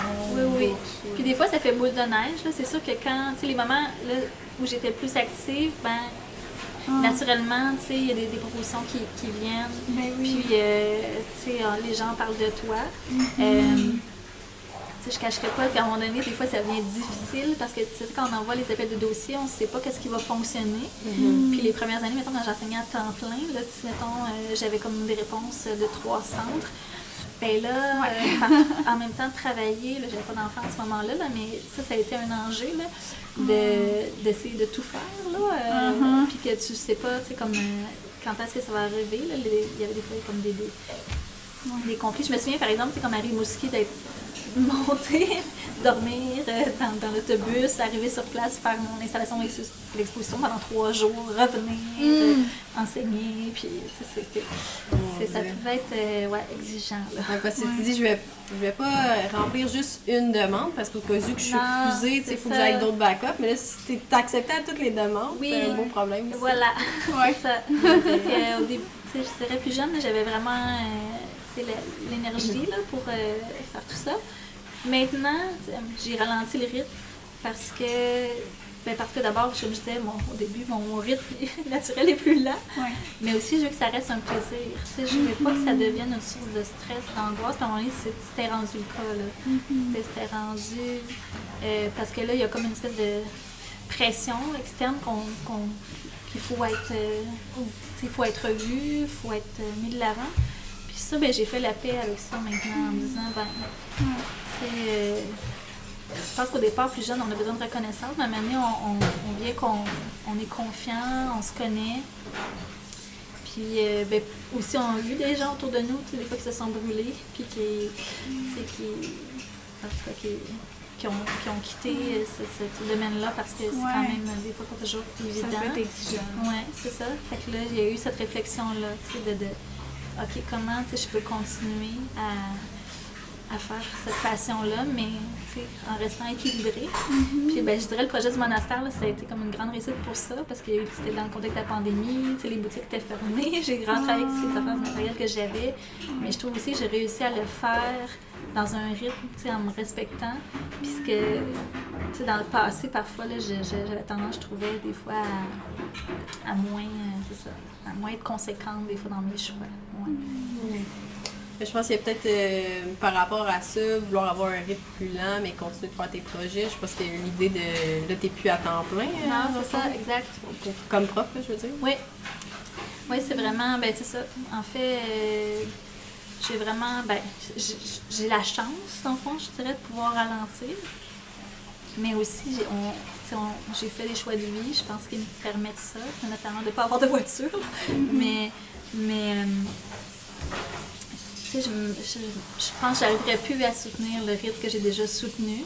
Des fois, ton corps t'envoie des messages. Moi, j'ai eu un épisode où j'ai eu une infection de la moelle épinière. Là. Puis, ça a été comme un peu... ça m'a saisie, je dirais. Puis, à cette période-là, je me suis dit, oh, OK, il faut que je change quelque chose. Puis, j'ai eu comme un 3 mois de réhabilitation suite à ce virus-là que j'avais attrapé. Puis, fait que là, ça a vraiment été, OK, il faut que j'intègre le sport dans ma vie, qui était absent. Puis, après ça, je me dis, là, il faut que je change quelque chose, t'sais. Fait que le sport, ça l'a vraiment amené à diminuer l'anxiété, le stress, mais aussi à me reconnecter avec la nature, parce que, bon, le fait de courir à l'extérieur, tout comme, mettons, marcher, ça me permet d'avoir comme un côté qui m'apaise. Puis, je pense que ça m'a aidé. Fait qu'il y a vraiment, c'est ça, la vie m'a fait ralentir. Puis, pour le mieux, tant mieux, parce que maintenant, je me sens plus calme, moins angoissée. Puis plus aussi en paix, avec le fait de pas... comme c'est ça, de pas être partout à la fois. Parce qu'avant, je pense que souvent... on se met beaucoup de pression, à être parfaite dans plein de sphères de notre vie. Puis on aime ça contrôler. Je parle pas moi, là, mais je pense qu'il y a peut-être quelque chose aussi qui rejoint, en général, les femmes. Mais maintenant, j'ai vraiment accepté l'imperfection. Puis en fait, même, je pense, à travers une pratique, j'ai réussi à l'apprivoiser comme étant quelque chose de beau. Tout comme, mettons, dans le fond, le corps qui vieillit, est imparfait, il y a de la beauté. Fait que ma démarche, c'est aussi réconciliatrice. Puis je pense que ça m'a aidé aussi, c'est ça, à faire la paix avec le dire, tu ne seras pas parfaite, et c'est correct, et c'est tant mieux. Et puis juste de s'enlever ce poids-là, ça, je pense que ça donne des ailes, Puis on ne fait plus les choses pour la même façon, pour la même raison. Ouais. Comme on parlait plus tôt, c'est un peu... au début, on veut être partout parce qu'on veut comme se prouver, oui, c'est faire ça. sa place. Oui, mais je pense qu'on a besoin, c'est ça, d'être reconnu, mais on a besoin aussi, nous, de savoir qui on est, on cherche à travers tout ça. Puis, ce qui est bien, en fond, en vieillissant, c'est que là, on se connaît davantage, il y a des choses qu'on ne veut plus. Puis aussi, on est plus en paix avec, avec nos choix. Puis je pense, c'est ça, vu qu'on se connaît, on n'a plus besoin nécessairement de ce regard extérieur-là autant. En tout cas, moi, je sens vraiment, avant, quand j'exposais pas suffisamment sur une base régulière, je me disais, oh non, là, je serais plus un artiste, je vais devenir un imposteur. Puis non, moi je le sais, Moi, je le sais, puis si les autres, ils sont pas convaincus, j'ai pas besoin, je me sens plus besoin de convaincre les gens, là. Je pense pas qu'ils attendaient ça, mais je veux dire, en général, je veux vraiment refaire plus les choses pour moi. Puis ça a été long. Ça a été un long chemin, mais là, je pense que vraiment, je suis arrivée, c'est ça, à faire la paix Puis il y a comme une image que j'ai bien aimée, là, qui m'a aidée, sur un peu l'idée comme de la culture, comme une terre, qui est toujours sollicitée, éventuellement, va finir par se tarir, puis va plus être riche en nutriments. Puis, dans la culture, il y a comme l'idée de laisser une terre en jachère, donc de la laisser reposer, puis de faire un cycle. Pour que là, après alterner ça, les cultures. Oui, alterner les cultures, c'est ça, pour que là, la terre, elle ait le temps de refaire ses provisions, puis de ressourcer, tout ça. Puis des fois, je me dis, je pense qu'il y a que ça en général dans la vie. On peut pas toujours donner. Je pense que, c'est normal, il y a des moments de repos. Puis, après ça, en art, je pense que si on veut avoir des choses à dire, si on veut que ça soit vrai, je pense qu'on a besoin de ces périodes-là, des fois plus calmes, un rythme plus ralenti, pour ensuite pouvoir, c'est ça, comme, offrir les fruits de notre travail. Ouais. Parce que être toujours dans un rythme effréné, je pense que c'est pas viable à long terme pour personne. En tout cas, s'il y en a qui arrivent, tant mieux, mais pas pour moi. En tout cas. Ouais. Ah, wow! Beaucoup inspirant. Je ça te parle. Ouais. Ah, fait que tu dirais, mettons, tes plus grosses embûches puis tes plus grosses réussites, mettons, serait-tu? Ouais. Mes plus grosses embûches, c'est ça. Je pense que c'est par rapport à la pression que je pouvais me mettre là, de perfection, mais aussi, des fois, on a comme, on se met, comment dire, nous-mêmes, on s'inflige un certain poids. Tu sais, mettons, je me dis, il faut vraiment que les expositions soient cohérentes de l'une à l'autre, il faut vraiment qu'il y ait comme une ligne directrice, puis en même temps, à un moment donné, je dis, je suis toujours la même personne, là, puis j'évolue, fait que, inévitablement, là, il va y avoir un lien à un moment donné, puis tu sais, on revisite des thèmes, des fois des concepts qui reviennent aussi. Donc, on dirait qu'avant, c'est comme si je me regardais un petit peu plus de manière extérieure. Puis là, tu sais, je me demandais, est-ce que je fais les bonnes choses? Est-ce que je fais les bons choix? Puis maintenant, je me sens beaucoup plus libre. Tu sais, je me sens plus prête à faire ce que j'ai envie. Puis même, tu sais, mettons, je dirais par rapport à la censure, tu sais, plus jeune, je pouvais comme m'auto-censurer dans mes œuvres, là. Puis il y avait comme une idée de, oh là, OK, est-ce que ça va choquer des gens? Est-ce que si je m'en vais là, est-ce que là, mettons, c'est comme si j'avais mes parents, même, mettons, intérieurs, je dirais, parce qu'ils m'ont jamais fait de remarques, là, mais je me disais, oh là, ils vont trouver là, que c'est spécial, puis je fais ça, en vieillissant, mais je pense qu'on s'assume davantage, puis je réussis maintenant à aller, je trouve ça c'est une belle victoire, je réussis, je trouve, à toucher des thèmes qui autrefois, là, j'aurais pas eu tendance à les aborder, mais je pense que là, j'ai compris que grâce aux soins que j'apporte aux choses, au temps que j'accorde à mes œuvres, les gens, même si des fois, il y a des réalités plus choquantes dans mes pièces, les gens vont d'abord happer par la douceur, puis ils vont comme être amadoués un petit peu. Puis après ça, tu sais, là, ils vont voir l'autre truc qui est comme un petit peu plus, des fois, dur. Mais aussi, c'est que je pense que, tu sais, j'ai réussi. J'ai réussi. En fond, j'arrive à voir maintenant aussi de la beauté des fois, dans la réalité, où est-ce que on la voit pas tout de suite au premier abord, là, tu sais, en général. Moi, j'appelle ça l'aigre doux, là.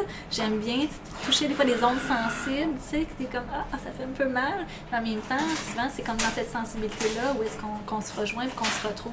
Tu sais, quand justement, on est plus ouvert, quand nous arrivent des obstacles. Là. Fait que ça, j'aime bien. Puis maintenant, je pense que je me permets plus d'aller là. Fait que ça serait une belle réussite, je dirais, là, de maintenant assumer davantage mes idées, mes choix. Fait que dans le fond, tes embûches se sont transformées en réussite. Ouais, oui. Oui, ça oui. Puis c'est ça, me donner plus de latitude. Puis sinon, une embûche, c'est plus, je dirais, tu sais, longtemps, j'ai été comme... des fois, on est dur avec soi-même, là.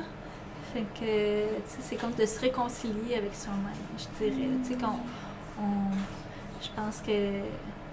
Ça. Plus jeune, il y a comme plein de choses que je me disais, là, j'aurais dû faire ça. Tu sais, j'avais peut-être des regrets à certains moments, puis maintenant, là, non. Tu sais, je me dis, si aujourd'hui, tu sais, je me sens bien, c'est grâce à tout ce parcours-là. Fait que, tu sais, j'y changerais rien parce que je ne serais pas où est-ce que j'en suis maintenant. Mais c'est ça. Mais l'enseignement, ça a beaucoup aidé aussi, je dirais, à tout ça, là. Tu sais, dans les embûches, je pense que vraiment, c'était comme... Mon plus grande embûche, c'était vraiment peut-être le perfectionnisme. Le perfectionnisme. Puis peut-être un certain doute aussi, tu sais, un certain manque, des fois, de confiance. Tu sais, puis que je pense qui m'a fait parfois hésiter, tu sais, à aller de l'avant. Des fois, j'avais besoin quand même des autres pour me dire « Ah, t'es capable », tu sais, parce que moi, il y avait comme tout le temps un petit doute un peu... dans ça. Puis, il y a l'expression, mettons, être né pour un petit pain, je sais pas. Il y a comme tant l'idée de. Je repense à. Ça devait être drôle, ma métaphore, mais tu sais, Ginette Renault puis Céline Dion, là, il y a comme l'idée, Ginette Renault aurait pu avoir une carrière internationale, mais elle c'est pas ce qu'elle souhaitait, ou elle s'en voyait pas capable, puis là, ben, parce que René Angélil, au départ, il était avec Ginette Renault. Ouais. Fait que là, tu sais, il y a eu Céline Dion, puis tout le monde fait comme, waouh, on envie donc la carrière de Céline Dion, dans un certain sens. Mais en même temps, tu sais, avant, moi, je voyais ça un peu comme ça, ben moi, non, j'étais née pour un petit pain, tu sais, comme si, mettons, il y a un côté, moi, je me disais, j'aurais peut-être eu le potentiel de, tu sais, faire une espèce de grosse carrière. Puis j'ai comme pas été peut-être à la hauteur de ce potentiel-là. Puis maintenant, je fais comme, ben non, hein, crème, tu sais, c'est aussi noble, tu sais, de faire quelque chose à plus petite échelle, puis de toucher les gens d'une autre façon, tu sais. Gros, comme ça revient à la discussion du début, gros égale pas nécessairement mieux, tu sais. Puis dans le fond, la personne, peu importe ce qu'elle fait, tu sais, si elle est heureuse dans la vie, ben elle a pas mal plus de, tu sais, pour moi, une réussite qu'une personne qui fait plein de choses, mais qui finalement est malheureuse. Oui, ben oui, tout à fait. Ouais. Donc, c'est ça, je dirais. Je sais pas si je réponds à la question. Ouais. Oui, c'est bon. Ben, ça m'amène à parler de comment tu fais pour jongler avec tous les chapeaux que tu portes. Ouais. Tu sais, autant dans la vie professionnelle que personnelle aussi. Ouais. Ben, ça aussi, je dirais, tu sais, ça a été beaucoup d'adaptation. Tu sais, je pense que j'ai une certaine force quand je m'y mets. Je pense que je suis capable d'être constante, tu sais, d'avoir un effort constant là, quand j'avais justement des grosses pièces à livrer. Je pense que je suis capable d'être très, très disciplinée à certains moments. Mais moi, je fonctionne bien là, quand je suis capable de me concentrer quasiment sur une seule chose. J'ai de la misère à être éparpillée. Fait que ça, c'était quelque chose là, que je trouvais ça très difficile au départ là, quand j'ai commencé à enseigner. Là, j'ai l'impression que quand j'enseignais, c'était du temps volé à ma pratique artistique. Puis là, quand j'étais dans mon atelier, ben là, j'étais, non, je devrais en train de travailler davantage mes cours. Puis je me sentais toujours, tu sais, comme entre deux chaises, là, puis déchirée entre les deux. Puis à un moment donné, j'ai fait la paix, c'est ça, avec ça. Parce que je me dis, un alimente l'autre. Tu sais, dans le cadre du cégep, là, je m'occupe de l'espace galerie. Là, des fois, je fais le commissariat d'exposition. Puis là, à travers ça, je peux installer, comme dernièrement, j'ai installé une exposition sur le thème du cabinet de curiosité. Bien, ça va avec mes intérêts. Tu sais, j'ai pu mettre en lien des œuvres qui permettent de les voir différemment. Déjà, même d'installer le travail de d'autres artistes, de les mettre en valeur, bien pour moi, c'est aussi créatif, tu sais, fait que ça compte, même si j'étais pas dans mon atelier en train de créer des œuvres, bien, j'étais en train de faire quelque chose de créatif. Tu sais, je me sens encore comme en création. Fait que, tu sais, on dirait que maintenant, la création, je la vois plus juste comme, je suis dans l'atelier, je crée. Ça va être autant, comme je disais, à travers l'enseignement, les expositions. La mise en valeur des œuvres de tes élèves. Oui, c'est ça. Ouais. Puis même, tu sais, ma fille, elle a 10 ans, mais moi j'aime beaucoup chaque année faire une fête d'enfants thématique, là, puis je me donne un petit peu à cœur joie là-dedans. Mais ça aussi, tu sais, c'est comme si des fois, tu sais, de faire l'artisanat ou de faire des décorations, ça peut être vu moins noble parce que, tu sais, c'est comme si, Vu que c'est pas dans une salle d'exposition. Oui, c'est ça. Puis des fois, je me dis, mais non, c'est aussi de la création. Bref, tu sais, j'essaie d'intégrer la création comme ça dans différentes sphères de ma vie. Puis je me mets plus cette pression-là là, de que ça soit plus canalisé. Puis pour ce qui est de l'équilibre, ben, je suis chanceuse. J'ai quand même, ben, je dirais, c'est ça, de l'aide. Moi, avec mon conjoint, on a vraiment, ben, vu que moi je voyage, j'enseigne à l'extérieur, il est très très présent là, avec ma fille. Puis ça me donne beaucoup de liberté. Je dirais, là, je suis dans une dynamique de couple qui fait en sorte que je peux avoir du temps pour créer. Et puis du temps pour moi, parce que dans le fond, c'est ça, c'est d'avoir du temps pour se poser, là, qui est un peu l'enjeu pour pouvoir créer. Là. Puis les premières années avec un enfant plus jeune, c'est plus difficile, mais là, tu sens, ça revient là, avec l'âge. Puis, puis c'est ça. Trouver l'équilibre, c'est toujours... je dirais là, je sens que pour l'instant, ça va bien, mais c'est toujours quelque chose qu'il faut retravailler, parce qu'il y a toujours des imprévus dans la vie. Il faut toujours se réajuster.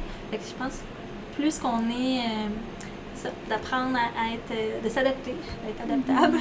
Je pense que ça, c'est une qualité. De se réajuster, mais aussi d'être bienveillant envers soi-même. Je pense qu'on a tendance à être trop dur avec avec soi. On est souvent bienveillant avec les autres, mais pas avec notre propre personne. Fait que ça, puis le lâcher prise, là, je dirais le lâcher prise, là, je suis rendue pas pire. Fait que ça m'aide à avoir de l'équilibre. Ouais. La bienveillance et le lâcher prise. Ah, puis on n'a pas parlé de pourquoi l'enseignement aussi. C'est vrai. Je dirais, plus jeune, tu sais, moi je disais tout le temps que j'allais être enseignante parce que je voulais rester dans le domaine des arts, mais je savais pas, tu sais, je savais même pas que ça se pouvait être artiste. Tu sais, j'avais pas d'exemple, de référence.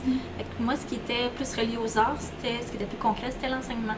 Fait que très jeune, j'étais tout le temps, je vais être enseignante plus tard. Puis tu sais, au début, je connaissais pas les niveaux de scolarité, fait que je disais, je vais enseigner au primaire, je vais enseigner au secondaire. Puis petit à petit, là, je disais, finalement, tu sais, on peut enseigner au cégep, à l'université.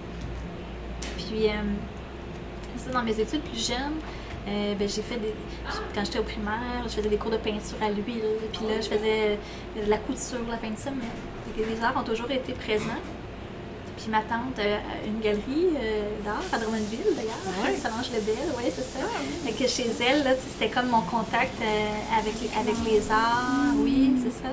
Puis je prenais toujours un temps fou là, à regarder les tableaux.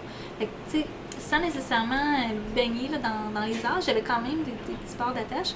Puis c'est ça. Fait que petit à petit, là, quand j'ai commencé mon cours au cégep, là, je disais que j'allais être enseignante parce que c'était concret. Puis après ça, même chose, au bac, c'était encore ça. Puis je dirais, rendue à la maîtrise, là, j'ai commencé à avoir d'autres référents, puis me dire, OK, ça se pourrait avoir une carrière d'artiste. Puis quand j'ai terminé mes études, j'ai eu une bourse importante à ce moment-là. Puis là, ça a été vraiment un enjeu, là. Je me suis dit, qu'est-ce que je fais là? Je m'en vais-tu dans l'enseignement ou j'essaie d'y aller, tu sais, comme artiste? Puis là, j'ai trouvé ça vraiment dur, une petite crise existentielle à ce moment-là, parce que là, j'étais comme, l'enseignement, c'est la stabilité, mais en même temps, la vie d'artiste, c'est la liberté. Là, je venais d'avoir un gros montant, là, c'était comme, c'était rassurant. En même temps, je me dis, mais ça sera peut-être pas toujours comme ça. Fait que là, j'ai essayé de faire comme les deux en même temps.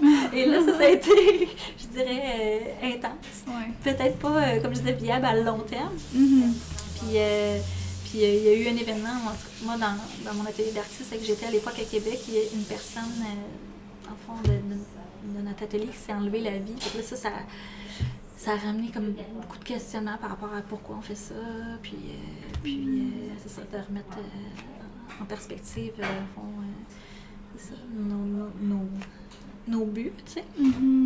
Fait que, c'est vrai que des fois, l'enseignement, tu sais, pour dire, excuse-moi, j'essaie de répondre à ta question à travers tout ça. Non, c'est correct, c'est parfait. Que, tu sais, ça m'a vraiment mis beaucoup de stabilité, dans le sens, tu sais, pour moi, c'était sécurisant de pouvoir enseigner. Ça m'a permis d'avoir des discussions avec des gens qui sont dans le domaine, puis ça me permet tout le temps de baigner là-dedans, tu sais, ça me garde, je trouve, d'actualité, dans le sens qu'on on va voir des musées, aussi, en préparant nos cours, inévitablement, on voit plein d'œuvres d'art. Donc, ça, je trouve ça intéressant, que l'enseignement me permet de me baigner dans ce contexte-là. Puis, en même temps, je trouve que, c'est comme, quand je parle de partager, à travers les œuvres, là, on fait un partage de temps, avec les étudiants, c'est ça aussi. Moi, j'aime bien, en tout cas, l'idée c'est ça, que peut-être, que j'ai réussi à travers les ans, des fois, à semer des graines. Peut-être que des fois, j'ai dit des choses, qui ont changé le parcours d'une personne. Puis que, peu importe, qu'elle continue en art ou pas, moi, je me dis, la créativité, c'est quelque chose qu'on a besoin dans toutes les sphères de notre vie. Puis, le fait d'avoir une espèce d'ouverture sur le monde aussi, par rapport à ce que les arts amènent. Je trouve vraiment que le cégep, là, c'est vraiment une super belle porte d'entrée, Je trouve que les étudiants, on le voit là, en 2 ans, là, ils arrivent, leur curiosité, mais aussi où est-ce que, jusqu'où est-ce qu'ils se rendent, puis qu'on les revoit. Après ça, des fois, ils viennent nous revoir, là, je trouve que c'est... super riche. Oui, c'est super valorisant. Je veux dire, pourquoi je m'approprie pas tout le crédit, loin de là.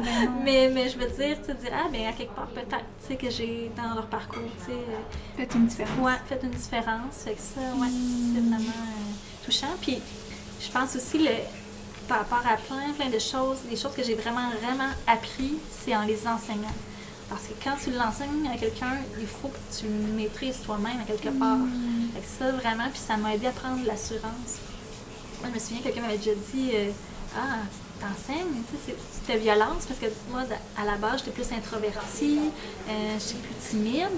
Mais là, vraiment, au fil des ans, je pense que l'enseignement m'a permis de sortir de ma coquille, puis aussi de me trouver en tant que personne, parce que là, tu sais, on essaie de différents styles, je dirais, aussi d'enseignement. Puis maintenant, c'est ça, je me sens plus à l'aise, je me sens plus aussi apte à partager ma passion de l'art avec les étudiants aussi qui ont cette passion-là. Ouais. Ouais, ça me fait penser des fois, je lis des livres, puis là, il y a des concepts que je suis comme, je veux intégrer ce concept-là, puis j'essaie d'expliquer le concept, c'est l'idée, la façon de penser à l'autre personne, mais en le faisant, c'est que tu l'intègres en même temps. Exact, vraiment, c'est ça. C'était ça parce que quand je me souviens, mettons, je pense par exemple, j'ai déjà été technicienne dans les ateliers à la maîtrise, et quand tu montres à quelqu'un à se servir des outils, là tu dis, oh, tu sais, il faut vraiment que je lui montre de la bonne façon, parce qu'après ça va impacter la suite, il va l'appris de telle façon, fait qu'il ne faut pas qu'il commette trop d'erreurs, fait que c'est quand même chargé d'une mission assez importante, là, tu sais, autant les apprentissages techniques comme les apprentissages comme plus conceptuels, on sème des graines, puis des fois, là, les étudiants vont se dire ça, c'est la vérité, là, tu sais, c'est ça que j'ai appris, puis là, à un moment donné, ils vont apprendre qu'il y a plusieurs vérités, puis que c'est correct aussi, mais c'est quand même un rôle qui est important, puis au départ, là, c'était très stressant, mais maintenant, là, je vis mieux avec quoi ça vient, là. Puis c'est une job qui te permet de, justement, exemple, que tu aurais postulé pour certains appels de dossiers ou expositions, tout ça. Tu peux te prendre des sessions off ou jouer avec ton moment? On peut, oui. Moi, enfin, actuellement, j'ai une réduction de temps de travail. Donc, on peut diminuer les heures. Souvent, c'est plus facile quand on a une permanence. Moi, j'ai été chanceuse. J'ai eu après 3 ans, ce qui est assez exceptionnel dans le milieu. Comme par exemple pour le monastère des Augustines, cette exposition-là, là j'ai vraiment baissé mes heures à l'automne et à l'hiver pour pouvoir me consacrer davantage au projet. Donc ça, c'est intéressant effectivement parce que il y a cette possibilité-là qu'on n'a pas dans tous les emplois. Puis on a quand même aussi l'été, le congé d'hiver aussi, qui nous permet de se consacrer à notre pratique, qui est aussi c'est très apprécié. Sinon, je dirais, il y a aussi une belle ouverture, je dirais, de plus en plus par rapport à la recherche. Nous, on a par exemple un fonds pour nous soutenir dans la recherche, dans le perfectionnement. Fait que des fois, j'ai fait des perfectionnements. Soutenu par le cégep? Oui, soutenu par le cégep, exact. Que ce soit des perfectionnements techniques. D'ailleurs, moi et une collègue, on va à un colloque en estampe qui est au Rhode Island en avril, et puis qui est soutenu aussi par les mesures de perfectionnement. Donc, ça nous permet d'aller voir ce qui se fait en estampe, d'aller à des conférences, puis c'est couvert par le cégep. Fait que ça, c'est vraiment c'est des belles intéressant, possibilités. c'est vraiment cool. Oui, c'est ça. Puis il y a quand même, c'est ça. Et là-dessus, des fois, on peut quand même faire ce qu'on appelle des levées de cours, et puis remplacer les cours par, on appelle ça des modifications de situation d'apprentissage. Donc, c'est que, par exemple, là, dans la semaine de mise à jour, on a fait une sortie avec les étudiants. Donc, on part toute la journée avec les étudiants, on fait visiter des galeries, des musées.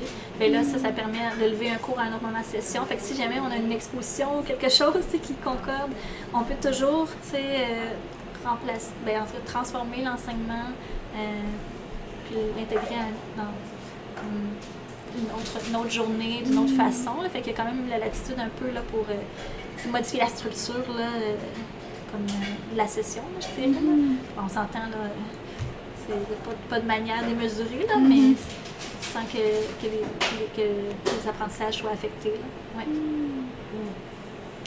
J'aimerais aussi, parce que vu que je suis artiste ici, là, j'ai des questions bien précises. Oui, vas-y. Mais là, je pensais à quand, mettons, t'exposes dans une galerie, ça. Parce que, par exemple, le monastère, je sais pas, ça, ils demandent une subvention, ils disent, je sais pas, on offre 10 000 $, puis vous avez un projet à faire avec ça. Dans le contexte que t'exposes dans une galerie, c'est comment que ça fonctionne par rapport à ça? Oui. En fait, habituellement, les galeries sont tenues d'offrir un cachet d'exposition. Puis, il y a comme des normes mises en place. Donc, habituellement, là, ils doivent offrir un certain cachet minimal. Et puis, après ça, ça dépend aussi de l'ampleur du projet. Par exemple, ils peuvent offrir, des fois, ils peuvent offrir, je sais pas, comme le transport des œuvres, ça peut faire partie. Des fois, ils peuvent offrir l'hébergement. Comme à Matane, là, j'étais hébergée gratuitement. Mon transport de mes œuvres et mon transport personnel était couvert. Fait que ça, c'était vraiment... Puis en plus, je recevais un cachet d'exposition. J'ai participé à un symposium de sculpture de bois flotté, ça c'était à Sainte-Anne-des-Monts. Et ça, c'est la même chose, tu sais. Le transport était payé, je suis montée là avec mon chum pour une fin de semaine. Puis là, c'était comme la création en direct. Donc, la sculpture sur bois en direct, avec le bois flotté, tout ça. C'était assez intensif, mais encore une fois, là, on recevait comme un cachet d'exposition après l'événement. Donc, fait que c'est vraiment un contrat. Puis ça, c'est connu d'avance. Quand on signe le contrat, quand on accepte d'exposer là, on sait déjà là, c'est quoi les conditions. Donc, ils sont nommés. Des fois, on peut en demander d'autres. Des fois, ça arrive. Ah, ben, j'aurais tel besoin. Est-ce que vous acceptez? Des fois ça, ils vont pouvoir. Comme avec le monastère, ben, il y avait un budget qui était connu au départ. Puis après ça, ben, des fois, là, mettons, par rapport à...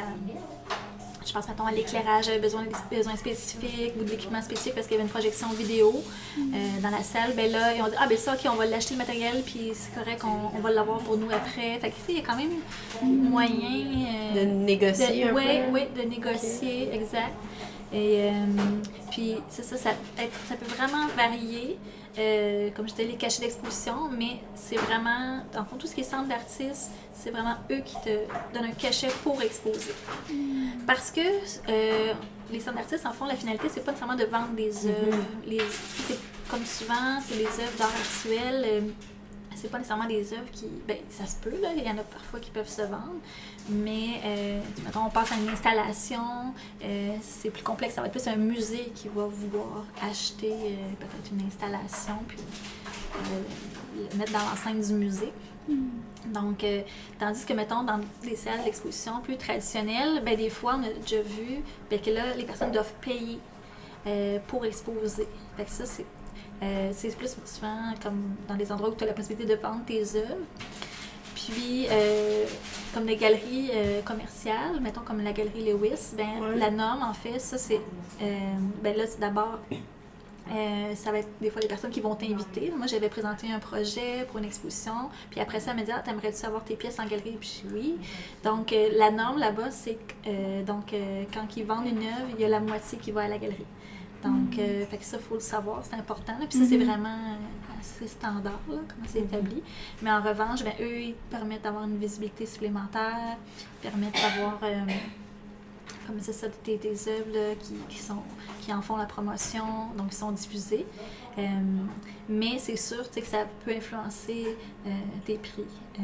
C'est sûr que là, ça dépend toujours de pourquoi tu le fais. T'sais, moi, comme j'ai l'enseignement, la vente de mes œuvres, moi, c'est un à côté, dans le sens que c'est pas... Tu ne dépends pas de ça. Non, c'est ça. Puis en même temps, quand je les ai créées, les œuvres, ben, c'était pas leur finalité non plus. Je pense que par exemple, au monastère, j'avais tellement de petites pièces, puis tous les gens, les employés en place, il y en avait beaucoup qui ont manifesté l'intérêt d'en acheter.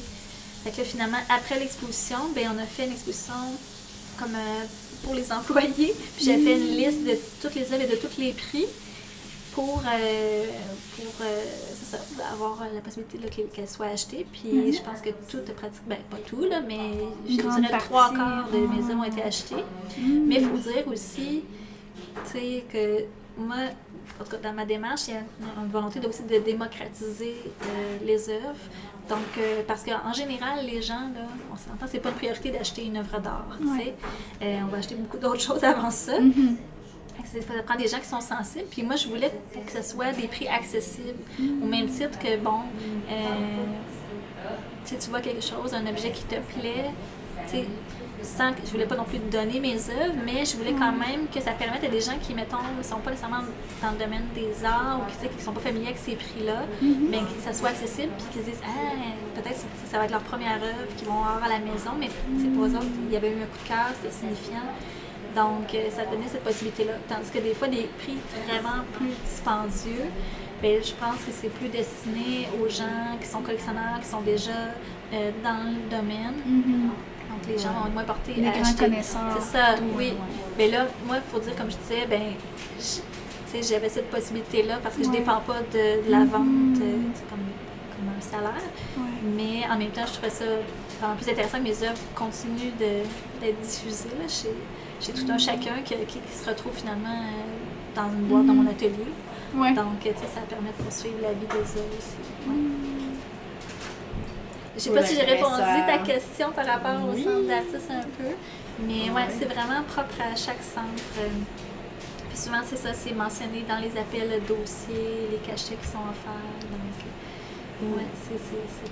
Puis t'es membre aussi, mais semble, d'un centre d'artistes aussi, ben celui-là à Trois-Rivières, ça? Oui, bien en fait, j'étais sur le CA jusqu'à tout récemment là, de la Biennale d'estampes contemporaine de Trois-Rivières, mais là, avec justement le voyagement, tout ça, parce que là, c'était sur place, les réunions, tout ça. Donc là, finalement, là, j'ai arrêté ma contribution, mais en fond, j'ai quand même pu faire la dernière biennale avec eux. J'ai vraiment participé à la sélection des œuvres. C'est vraiment super enrichissant de voir tout ce qui se fait en art imprimé à travers le monde. Et puis, donc, d'être en contact avec des artistes aussi, parce qu'inévitablement, quand on est à l'événement, on peut échanger avec des artistes qui viennent d'ailleurs. Donc, ça a vraiment été une super belle opportunité. Malheureusement, là, c'est ça. Il faut faire des choix, donc j'ai pas pu continuer. OK, mais c'est quoi ça? Si tu peux expliquer un peu c'est quoi être membre? Oui. Et en fait, j'étais membre sur le CA, le conseil d'administration. Donc, qu'est-ce que ça prend pour être membre? Ben, oui, en fait, ça prend juste en fait d'être intéressé par l'événement, puis ensuite d'être prête à offrir du temps, donc de s'impliquer. Moi, c'est par l'intermédiaire d'une collègue là, qui était déjà membre du CA, qui est rendue directrice, d'ailleurs, de la Biennale. Et puis, donc, c'est ça. Elle me dit, tu serais-tu intéressée à faire partie du conseil d'administration? Et j'ai dit oui. Puis là, elle me demandait qu'est-ce que ça implique. Fait que chaque conseil d'administration est différent. C'est sûr qu'il peut y avoir plus ou moins de réunions pendant une année. Là, la Biennale, c'est un événement qui revient aux 2 ans. Donc, essentiellement, c'était de tenir des événements pour ramasser des fonds, donc on va faire des encans d'œuvres d'art. Il y a des fois des œuvres qui étaient léguées par des artistes des éditions antérieures. Donc, c'était de diffuser ces œuvres-là pour essayer de ramasser des fonds. Après ça, faire la sélection, donc faire participer au jury, ça peut être aux demandes de financement. Ça peut être participer à l'accrochage. En fait, moi, j'ai fait de l'accrochage quelques journées à Trois-Rivières de la Biennale. Fait que, il y a vraiment plein de façons de s'impliquer. Il faut juste, en fait, être ouvert, là, puis avoir un intérêt. Puis tout le monde amène, c'est des gens des fois de milieux différents. Donc sur le CA, il y avait autant des gens d'affaires, des gens associés aux arts, parce que ça prend des personnes qui ont des forces en comptabilité, d'autres peut-être en réseautage, d'autres pour tout ce qui est les communications. Fait que, bref, ça prend pas nécessairement un profil particulier, outre qu'avoir du temps. Puis l'intérêt, voilà. Ouais. Mais c'est quoi une biennale, mettons, pour le monde qui ne savent pas? Oui, c'est ça. Donc, une biennale, OK. Oui. Donc, une biennale, c'est un événement qui se passe à chaque 2 ans. Okay. Puis, dans ce cas-là, la biennale d'estampes, c'est... donc, l'estampe, en fait, c'est tout ce qui regroupe les arts imprimés. Donc, ça comprend la sérigraphie, la linogravure, le bois gravé. Donc, c'est la xylographie, c'est comme ça qu'on appelle ça. On a vraiment toutes les techniques d'estampes. Mais ça peut même aller, là, j'extrapole, là, mais mettons même une pomme de terre gravée, comme on pouvait faire quand on était jeune. Là. Mais c'est aussi le principe d'une impression. Okay. Parce que je pense, mettons, notamment une artiste qui grave des effaces puis travaille comme ça. Tout ce qui est gravé puis qui permet d'imprimer, de reproduire. Donc, à partir d'une matrice, comme ça, une image, ça fait partie de la grande famille de l'estampe. Puis, donc, cet événement-là veut mettre en valeur cette forme d'art-là qui a lieu à travers le monde. Puis souvent, l'estampes, c'est pas quelque chose que la majorité des gens connaissent. T'sais, tout le monde en a vu, mais c'est pas nécessairement toujours connu d'un grand public. Puis pourtant, c'est partout, sur les chandails. C'est présent vraiment partout. Oui, exactement. Puis c'est aussi une forme d'art qui est vraiment, comme je dirais, aussi accessible, dans le sens que, tu sais, partout dans le monde, tu sais, avec peu de moyens, il y a moyen, peu de moyens. Ouais. C'est possible de faire l'estampe. Puis c'est un médium qui voyage bien aussi, parce que c'est en papier, donc les œuvres peuvent être roulées et peuvent parcourir le monde. Quand j'étais membre à Presse Papier, c'est en fond qui est le centre d'artistes à Trois-Rivières, puis d'où la Biennale là, comme a émergé là, les premières années. C'est des membres de Presse Papier qui se sont rassemblés, qui ont créé la Biennale. C'est ça. Donc à cet endroit-là, c'est vraiment le premier endroit où ça m'a permis d'exposer à travers le monde, parce que les œuvres, quand c'est le temps de faire l'exposition collective, étaient emballées puis envoyées dans un tube. Puis l'exposition complète rentre dans un petit format. Fait que ça permet vraiment comme ça les échanges. D'où, en fond, comme je disais, la possibilité de créer un événement international. Fait que eux, là, les membres de Presse Papier et les membres de la Biennale, ils ont vraiment établi des contacts à travers la planète, là, avec des différents centres d'artistes spécialisés en estampes. Il y a des échanges, puis il y a des artistes d'autres pays qui viennent présenter leur œuvre, mais aussi travailler dans les ateliers à Trois-Rivières, à Presse Papier. Puis, c'est ça. Fait que c'est vraiment très, très riche. Je connaissais pas, mais c'est vraiment intéressant. Oui, c'est ça. Puis ça, il y en a des biennales. Il y a la Biennale Sculpture contemporaine aussi de Trois-Rivières. Il y a souvent beaucoup d'événements comme ça. C'est ça le but. Là, vous, celle-là, c'est-tu créer une exposition qui voyage un peu partout dans le monde? Ou... essentiellement, l'exposition est exposée à Trois-Rivières. Donc, c'était l'été passé. Ça revient à chaque 2 ans. Puis le but, c'est de rendre l'art accessible. L'estampe accessible. C'est en différents lieux à Trois-Rivières. Donc, ça crée un circuit, un parcours. Puis il y a souvent aussi des expositions satellites. Donc, des fois, des expositions dans d'autres lieux qui ne sont pas nécessairement à Trois-Rivières, mais qui sont comme affiliés à ce grand événement-là. Quelqu'un, mettons, pourrait décider vraiment de faire comme le parcours comme central, là, des différentes galeries, musées à Trois-Rivières, mais après ça, dire, OK, je vais aller à Montréal aussi, voir dans telle galerie spécialisée, travailler tel artiste qui est comme affilié. Fait que, tu sais, ça devient vraiment un événement avec beaucoup de ramifications.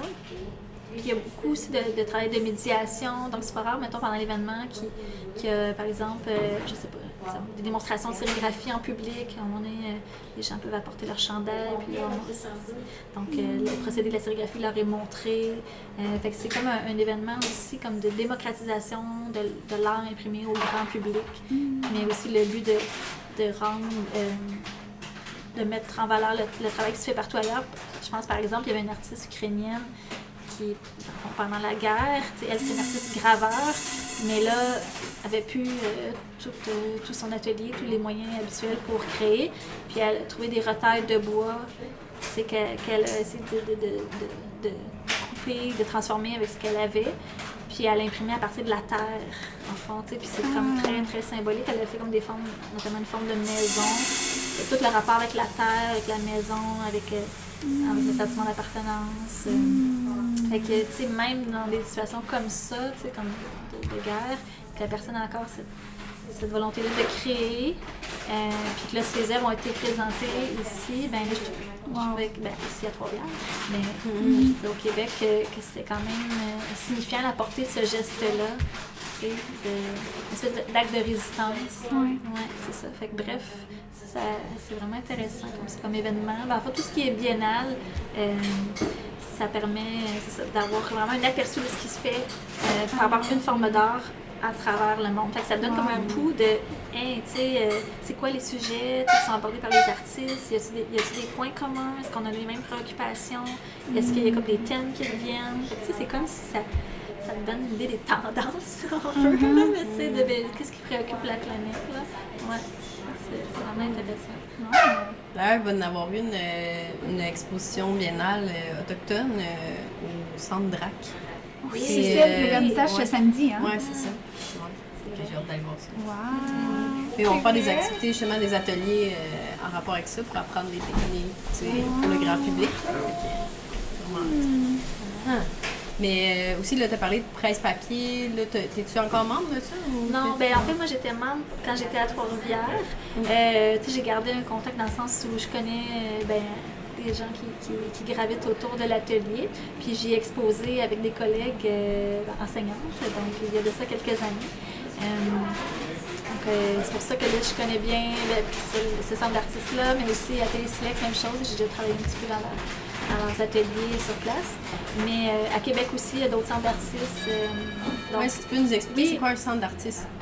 Oui, c'est ça. Ben, les centres d'artistes, en fait, autogérés, c'est vraiment des ateliers qui offrent différents services aux artistes. C'est vraiment fait pour les artistes. Puis, ils ont toutes leurs fonctions différentes. Je pense, mettons, comme à Québec, il y a un regroupement de centres d'artistes qui s'appelle Méduse, qui est comme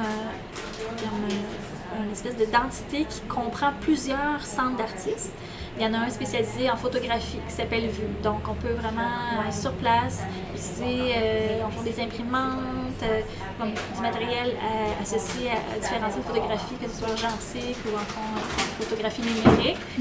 Puis, il faut payer juste en fond comme des frais de membership. Puis, après ça, là, selon l'usage des ateliers, il y a des coûts associés. Et eux, bien souvent, les centres d'artistes ont un espace de diffusion, un espace galerie. Donc, comme Vue, par exemple, ils ont deux galeries d'art. Des fois, ils ont une exposition à l'extérieur, puis d'autres, ça peut être peut-être pour les membres. Des fois, ils ont des endroits de recherche aussi associés au médium, donc dans ce cas-là, la photographie. Donc, par exemple, à Médieu, c'est ça, il y a Centre Vue, il y a Centre Engramme qui est spécialisé en estampes. Donc, même chose, il y a des équipements en estampes, ils ont une galerie d'art en estampes. Donc, tu peux vraiment, en devenant membre, t'impliquer alors sur les décisions du centre, comme aussi il y a souvent des appels de projets collectifs. Donc à ce moment-là, ben, tous les membres peuvent participer. Puis c'est vraiment chouette. C'est accessible à tous aussi, oui, devenir membre. C'est ça, exact. Souvent, en fait, il faut juste que tu présentes ton dossier d'artiste. Okay. Donc, c'est bien d'avoir pardon, si tu envoies ton dossier dans un centre où est-ce que c'est de l'estampe qui est mis de l'avant, ben, tu présentes un dossier plus spécialisé en estampe. Quoique, il y a aussi des fois des portes d'entrée, des opportunités pour des gens qui commencent. Souvent, ils acceptent des nouveaux membres qui disent. Il y a même des ateliers là, pour des gens qui veulent s'initier à l'estampe, qui voudraient commencer, puis après ça, soumettre un dossier. Fait qu'il y a vraiment quand même des portes d'entrée qui permettent un accès plus facile. Puis, c'est ça. Fait que, c'est habituellement, après les études, là, c'est possible, c'est ça, de soumettre un dossier. Puis après ça, on paie la cotisation, puis on paie à l'usage des ateliers. C'est comme à l'œil de poisson qui est à Québec. Quand je travaillais pour le monastère, ben là, j'ai fait appel avec eux parce que j'avais besoin de noter de soudure, puis des éléments spécialisés pour une menuiserie. Moi, j'ai des outils à la maison. Donc, moi, j'avais demandé une aide technique pour certaines pièces. Donc, j'ai fait appel à eux. J'ai payé comme le coût d'atelier pour l'usage que j'en avais besoin. Puis, ça m'a permis d'avoir accès à... Parce qu'il y a aussi des techniciens spécialisés là, dans certains lieux, pas partout, mais à certains endroits, qui peuvent même nous... il faut quand même être autonome, il faut connaître quand même le médium, mais ils peuvent vraiment nous prêter main forte là, pour des réalisations techniques. Ça, c'est très chouette. Puis c'est vraiment, encore là, adressé aux artistes. C'est pas pour, je dirais, quelqu'un qui veut se partir en affaires. Là, puis je sais pas, faire quelque chose qui serait reproduit en plusieurs exemplaires. C'est vraiment pas un volet commercial, c'est vraiment pour la création artistique. Avec ça, il y en a vraiment, il y en a spécialisés en vidéo, il y en a spécialisés en art sonore, il y en a spécialisés en sculpture, nouveaux médias, photographie. Je dirais que la majorité des médiums sont couverts par les centres d'artistes. Puis sinon, as-tu déjà fait des résidences artistiques? La résidence, je dirais, j'ai fait le symposium de bois flotté de Saint-Anne-des-Monts. C'était pas une résidence, mais c'était comme un aspect immersif dans le sens où on devait travailler avec ce qu'on avait sur place, en l'occurrence au bois flotté. Et puis, on avait un temps limité, donc c'était vraiment pendant 3 jours là, de création sur place. On était hébergés, tout ça. Puis, j'avais soumis mon projet, mais après, ça a été adapté en fonction là, de la réalité du lieu. Mais ça, je dirais, c'est ce qui ressemblait plus peut-être à une résidence. Puis un petit peu aussi le monastère, ça devait être, parce que ça s'est passé pendant un peu la pandémie, donc j'ai été aussi hébergée pendant un certain temps au monastère. J'ai eu accès à toutes comme leurs réserves là, d'objets, les archives, fait que je pu vraiment me promener, puis aller voir comme tous les objets là, qui m'inspiraient, les prendre en photo, puis avec aussi leur système de recherche, pour voir en fond tout ce que je pouvais avoir comme élément pour l'exposition. Il y avait comme un petit volet, je dirais, résidence, mais j'ai jamais fait nécessairement de résidence là, comme, mettons, de plusieurs mois, là, comme ça c'est possible. Je ne cacherai pas, c'est qu'il y a comme un peu l'enjeu maintenant avec un enfant, mais avant aussi, plusieurs, parce que, mettons, une résidence peut être 2 mois, 3 mois, là, mettons, avec l'enseignement, il faut que ça arrive pendant l'été. Donc, ça, c'est plus complexe, là, mettons. J'avais déjà regardé, mais il y avait comme un enjeu là, de comment ça cadre dans la vie de tous les jours. Là. C'est ça. Fait que ça, je dirais qu'en début de carrière, c'est l'idéal, parce que souvent, on a moins de responsabilités, puis on a plus de flexibilité. Alors, c'est ça. Ça serait plus facile. Oui, parce que pour expliquer un peu, c'est que, bon, une résidence d'artiste, c'est comme tu habites le lieu souvent. Puis ça peut être dans une autre ville carrément que ce que tu habites. C'est ça. Tu sais, comme il y avait une résidence, Saint-Jean-Port-Joli, que je trouvais intéressante, qui était spécialisée en sculpture sur bois, des choses comme ça. Puis, mais c'est quand même un 2 mois, tu sais, puis là, tu dis, OK, c'est 2 mois, mais c'est intensif, tu sais, fait que maintenant, tu t'en vas là pendant ton été, tu fais ça. Fait qu'il faut comme vraiment être prêt à se dédier ce temps-là à la création.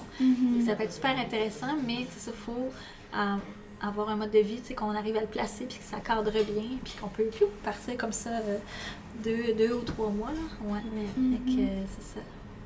Ça demande une certaine latitude, là, Puis sinon, c'est combien de temps, mettons, les projets? Tu sais, je pense à un monastère, mettons, là, OK, il y a un appel. Là, toi, tu as soumis ton dossier. Là, il y a un temps avant qu'ils fassent leur sélection. Puis là, au moment où OK, on signe le contrat, c'est combien de temps? C'est déterminé d'avance, j'imagine? Oui. En général, quand en fond, il y a les appels de dossier, c'est pour la prochaine année. Donc, c'est sûr que, tu sais, on s'entend que ça peut être autant au début de l'année, mais ça peut être à la fin de l'année. Donc, quand tu sais, mettons, quand tu es accepté, je te dirais, tu peux avoir un délai comme selon comment l'appel de dossier c'est vraiment fait à l'avance ou comme... Je dirais, tu peux avoir un délai comme de 6 mois à 1 an. Ça peut être un peu plus, là, mais... Fait que, je dirais, en général, c'est bien d'avoir déjà des pièces de commencer. Là. Mettons que tu envoies un dossier et que tu n'as rien de fait. Là. Ça dépend, là, mettons, de ton mode de vie, là, mais tu peux avoir un enjeu de temps ou ça dépend du rythme que tu crées. Comme le monastère, pour moi, là, c'était un délai quand même assez court. Parce que quand le processus, ça avait commencé en août, je pense que j'avais... après ça, il y a eu la sélection. J'ai eu une présentation, comme des 3 finalistes devant un jury du projet. C'est comme un projet un peu plus d'envergure. Je me souviens plus, mais je pense que j'ai eu la réponse en octobre, puis il fallait avoir le rendu en mai. Donc là, pour moi, c'était un délai quand même qui était court. Parce que là, en fond, il n'y avait pas de pièces qui étaient réalisées. Puis là, il fallait vraiment que je les réalise en lien avec, en fond, la petite résidence, donc le patrimoine des Augustines, tout ça. Puis là, c'était dans le cadre un peu de la pandémie. Des fois, à Québec, les commerces n'étaient pas tout le temps ouverts, parce qu'à un moment donné, ça a tout fermé, tout ça. Mais tu vois, j'ai quand même réussi à livrer le tout, là, mais en diminuant mes heures. C'est parce que nous, on continuait d'enseigner aussi, parce que on avait des cours d'atelier qui ne se donnaient pas à distance. Donc, mais c'est ça. J'ai réussi, mais je te dirais que là, au début, ça m'avait stressé, mais finalement, j'ai réussi à garder un bon rythme. Mais en général, moi, je pense que, tu sais, 1 an, ça me va bien. tu sais. Mais ça peut être moins que ça. Parce que des fois, sinon, il y a des galeries, t'as déjà comme ça, je sais pas, je pense à quelqu'un qui a déjà, je sais pas quoi, 5 toiles de peinturées, puis il a déjà une idée d'exposition, puis tout ça, fait que là, il va approcher les galeries avec son idée d'exposition. Oui, une thématique C'est déjà ça. existante, Ouais, c'est ça. avec une série d'œuvres. C'est ça. Comme quand j'avais présenté là, l'œuvre avec les deux mannequins au bout d'une table, ça, j'avais déjà, tu sais, j'avais fait mon croquis, tu sais, je savais un peu mon idée, puis j'avais mes 2 pièces, là, mes 2 pièces principales qui étaient réalisées. Après ça, tout ce qui était sur la table, il y a plein de choses qui n'étaient pas faites, mais j'avais quand même assez d'éléments. Tu sais, ça, c'est vendeur, je dirais. Dans ça, quand tu peux donner un avant-goût dans ton dossier de ce à quoi ça va ressembler, je pense que ça sécurise, là, en fond, ceux qui font la sélection, parce que là, il n'y a pas de mauvaise surprise, je dirais. C'est ça aussi, quand ton dossier est bien étoffé, puis là, ils comprennent ce que tu fais, bien là, ils vont, tu sais, même en regardant les œuvres antérieures, ils vont être capables de situer, OK, on sait vers quoi ça va s'en aller. Mais aussi, des fois, ça se peut que tu changes un peu avec ton idée. Le projet que tu avais soumis, tu sais, justement, quand tu es en début de projet, tu soumets un projet, puis là, finalement, en travaillant en atelier, ton projet évolue différemment. Des fois, ça arrive sans changer du tout, là, mais qu'il y a comme des modifications par rapport à un projet initial. Ouais. En général, tu sais, il y a quand même de l'ouverture pour ça. C'est déjà arrivé un petit peu de changer. Ben, ça restait le même projet, le même thème, mais ça avait évolué, puis... non, en général, tant que c'est pas complètement à l'opposé de ce qui était présenté initialement. Qu'il y a une cohérence. Oui, c'est ça. Exact. Y aurait-tu des conseils que tu aurais à donner, mettons, aux artistes qui nous écoutent? Oui, aux jeunes artistes qui veulent se forger une carrière. Oui. Ben, je dirais de garder le plaisir en tête de liste. Ben, parce que ça reste un plaisir. Ouais, je pense que ça, c'est important de se donner le moyen, trouver les conditions de réussir à continuer à faire de l'art tout en étant équilibré. Parce que à long terme, c'est quelque chose qu'on veut continuer à long terme. Il faut réussir à trouver un certain équilibre. Ça, je pense que c'est important. Après ça, de se faire confiance aussi. Parce que je me rends compte que en fait, peu importe ce que tu fais comme pratique, si tu es constant, puis que tu fais confiance, puis que tu fais comme quelque chose de manière régulière, ben à un moment donné, tu sais, les gens, ça va attirer l'attention, je pense, des gens. Je pense, mettons, il y a des artistes là, qui posaient certains gestes, mettons, répétés, tout ça. Puis dans le temps, ces gestes-là, ben, ils finissent par s'accumuler, puis ça leur confère un sens, ça leur confère une importance. Puis je pense que quand, c'est ça, tu restes constant, ben à un moment donné, là, tout le monde va dire « Hey, ben lui, il fait ça depuis tant d'années, il crème, il n'a jamais dérogé de son plan, de ce qu'il fait. » C'est comme si, à un moment donné, on n'a comme pas le choix, je pense, de le voir. J'espère, là. Il y a comme une espèce... Même si quelqu'un travaille plus dans l'ombre, même si quelqu'un... en tout cas, j'ose espérer que quand quelqu'un est authentique, puis croit en ce qu'il fait, qu'à un moment donné, on finit par le remarquer, puis laisser de l'espace dans l'espace public, là. Donc, de se faire confiance. Puis des fois, on voit des gens qui réussissent, puis... tu sais, moi, je pense que c'est pas toujours nécessairement, on dirait tout le temps les meilleurs qui réussissent ou ceux qui ont plus de talent. Des fois, c'est juste ceux, des fois, qui ont essayé, tu sais, puis qui ont cru en eux. Puis des fois, il y a plein de gens, plein de talents, puis des fois, on n'essaie juste pas, tu sais, parce qu'on a peur de l'échec, parce que plein de raisons. Fait que, tu sais, dans le fond, d'essayer, parce qu'on n'a rien à perdre. Puis c'est ça. Puis en même temps, ben aussi trouver notre rythme, tu sais. Un rythme qui nous convient, puis qui n'est pas nécessairement le même que l'autre, puis qui n'est des fois pas le même que le milieu.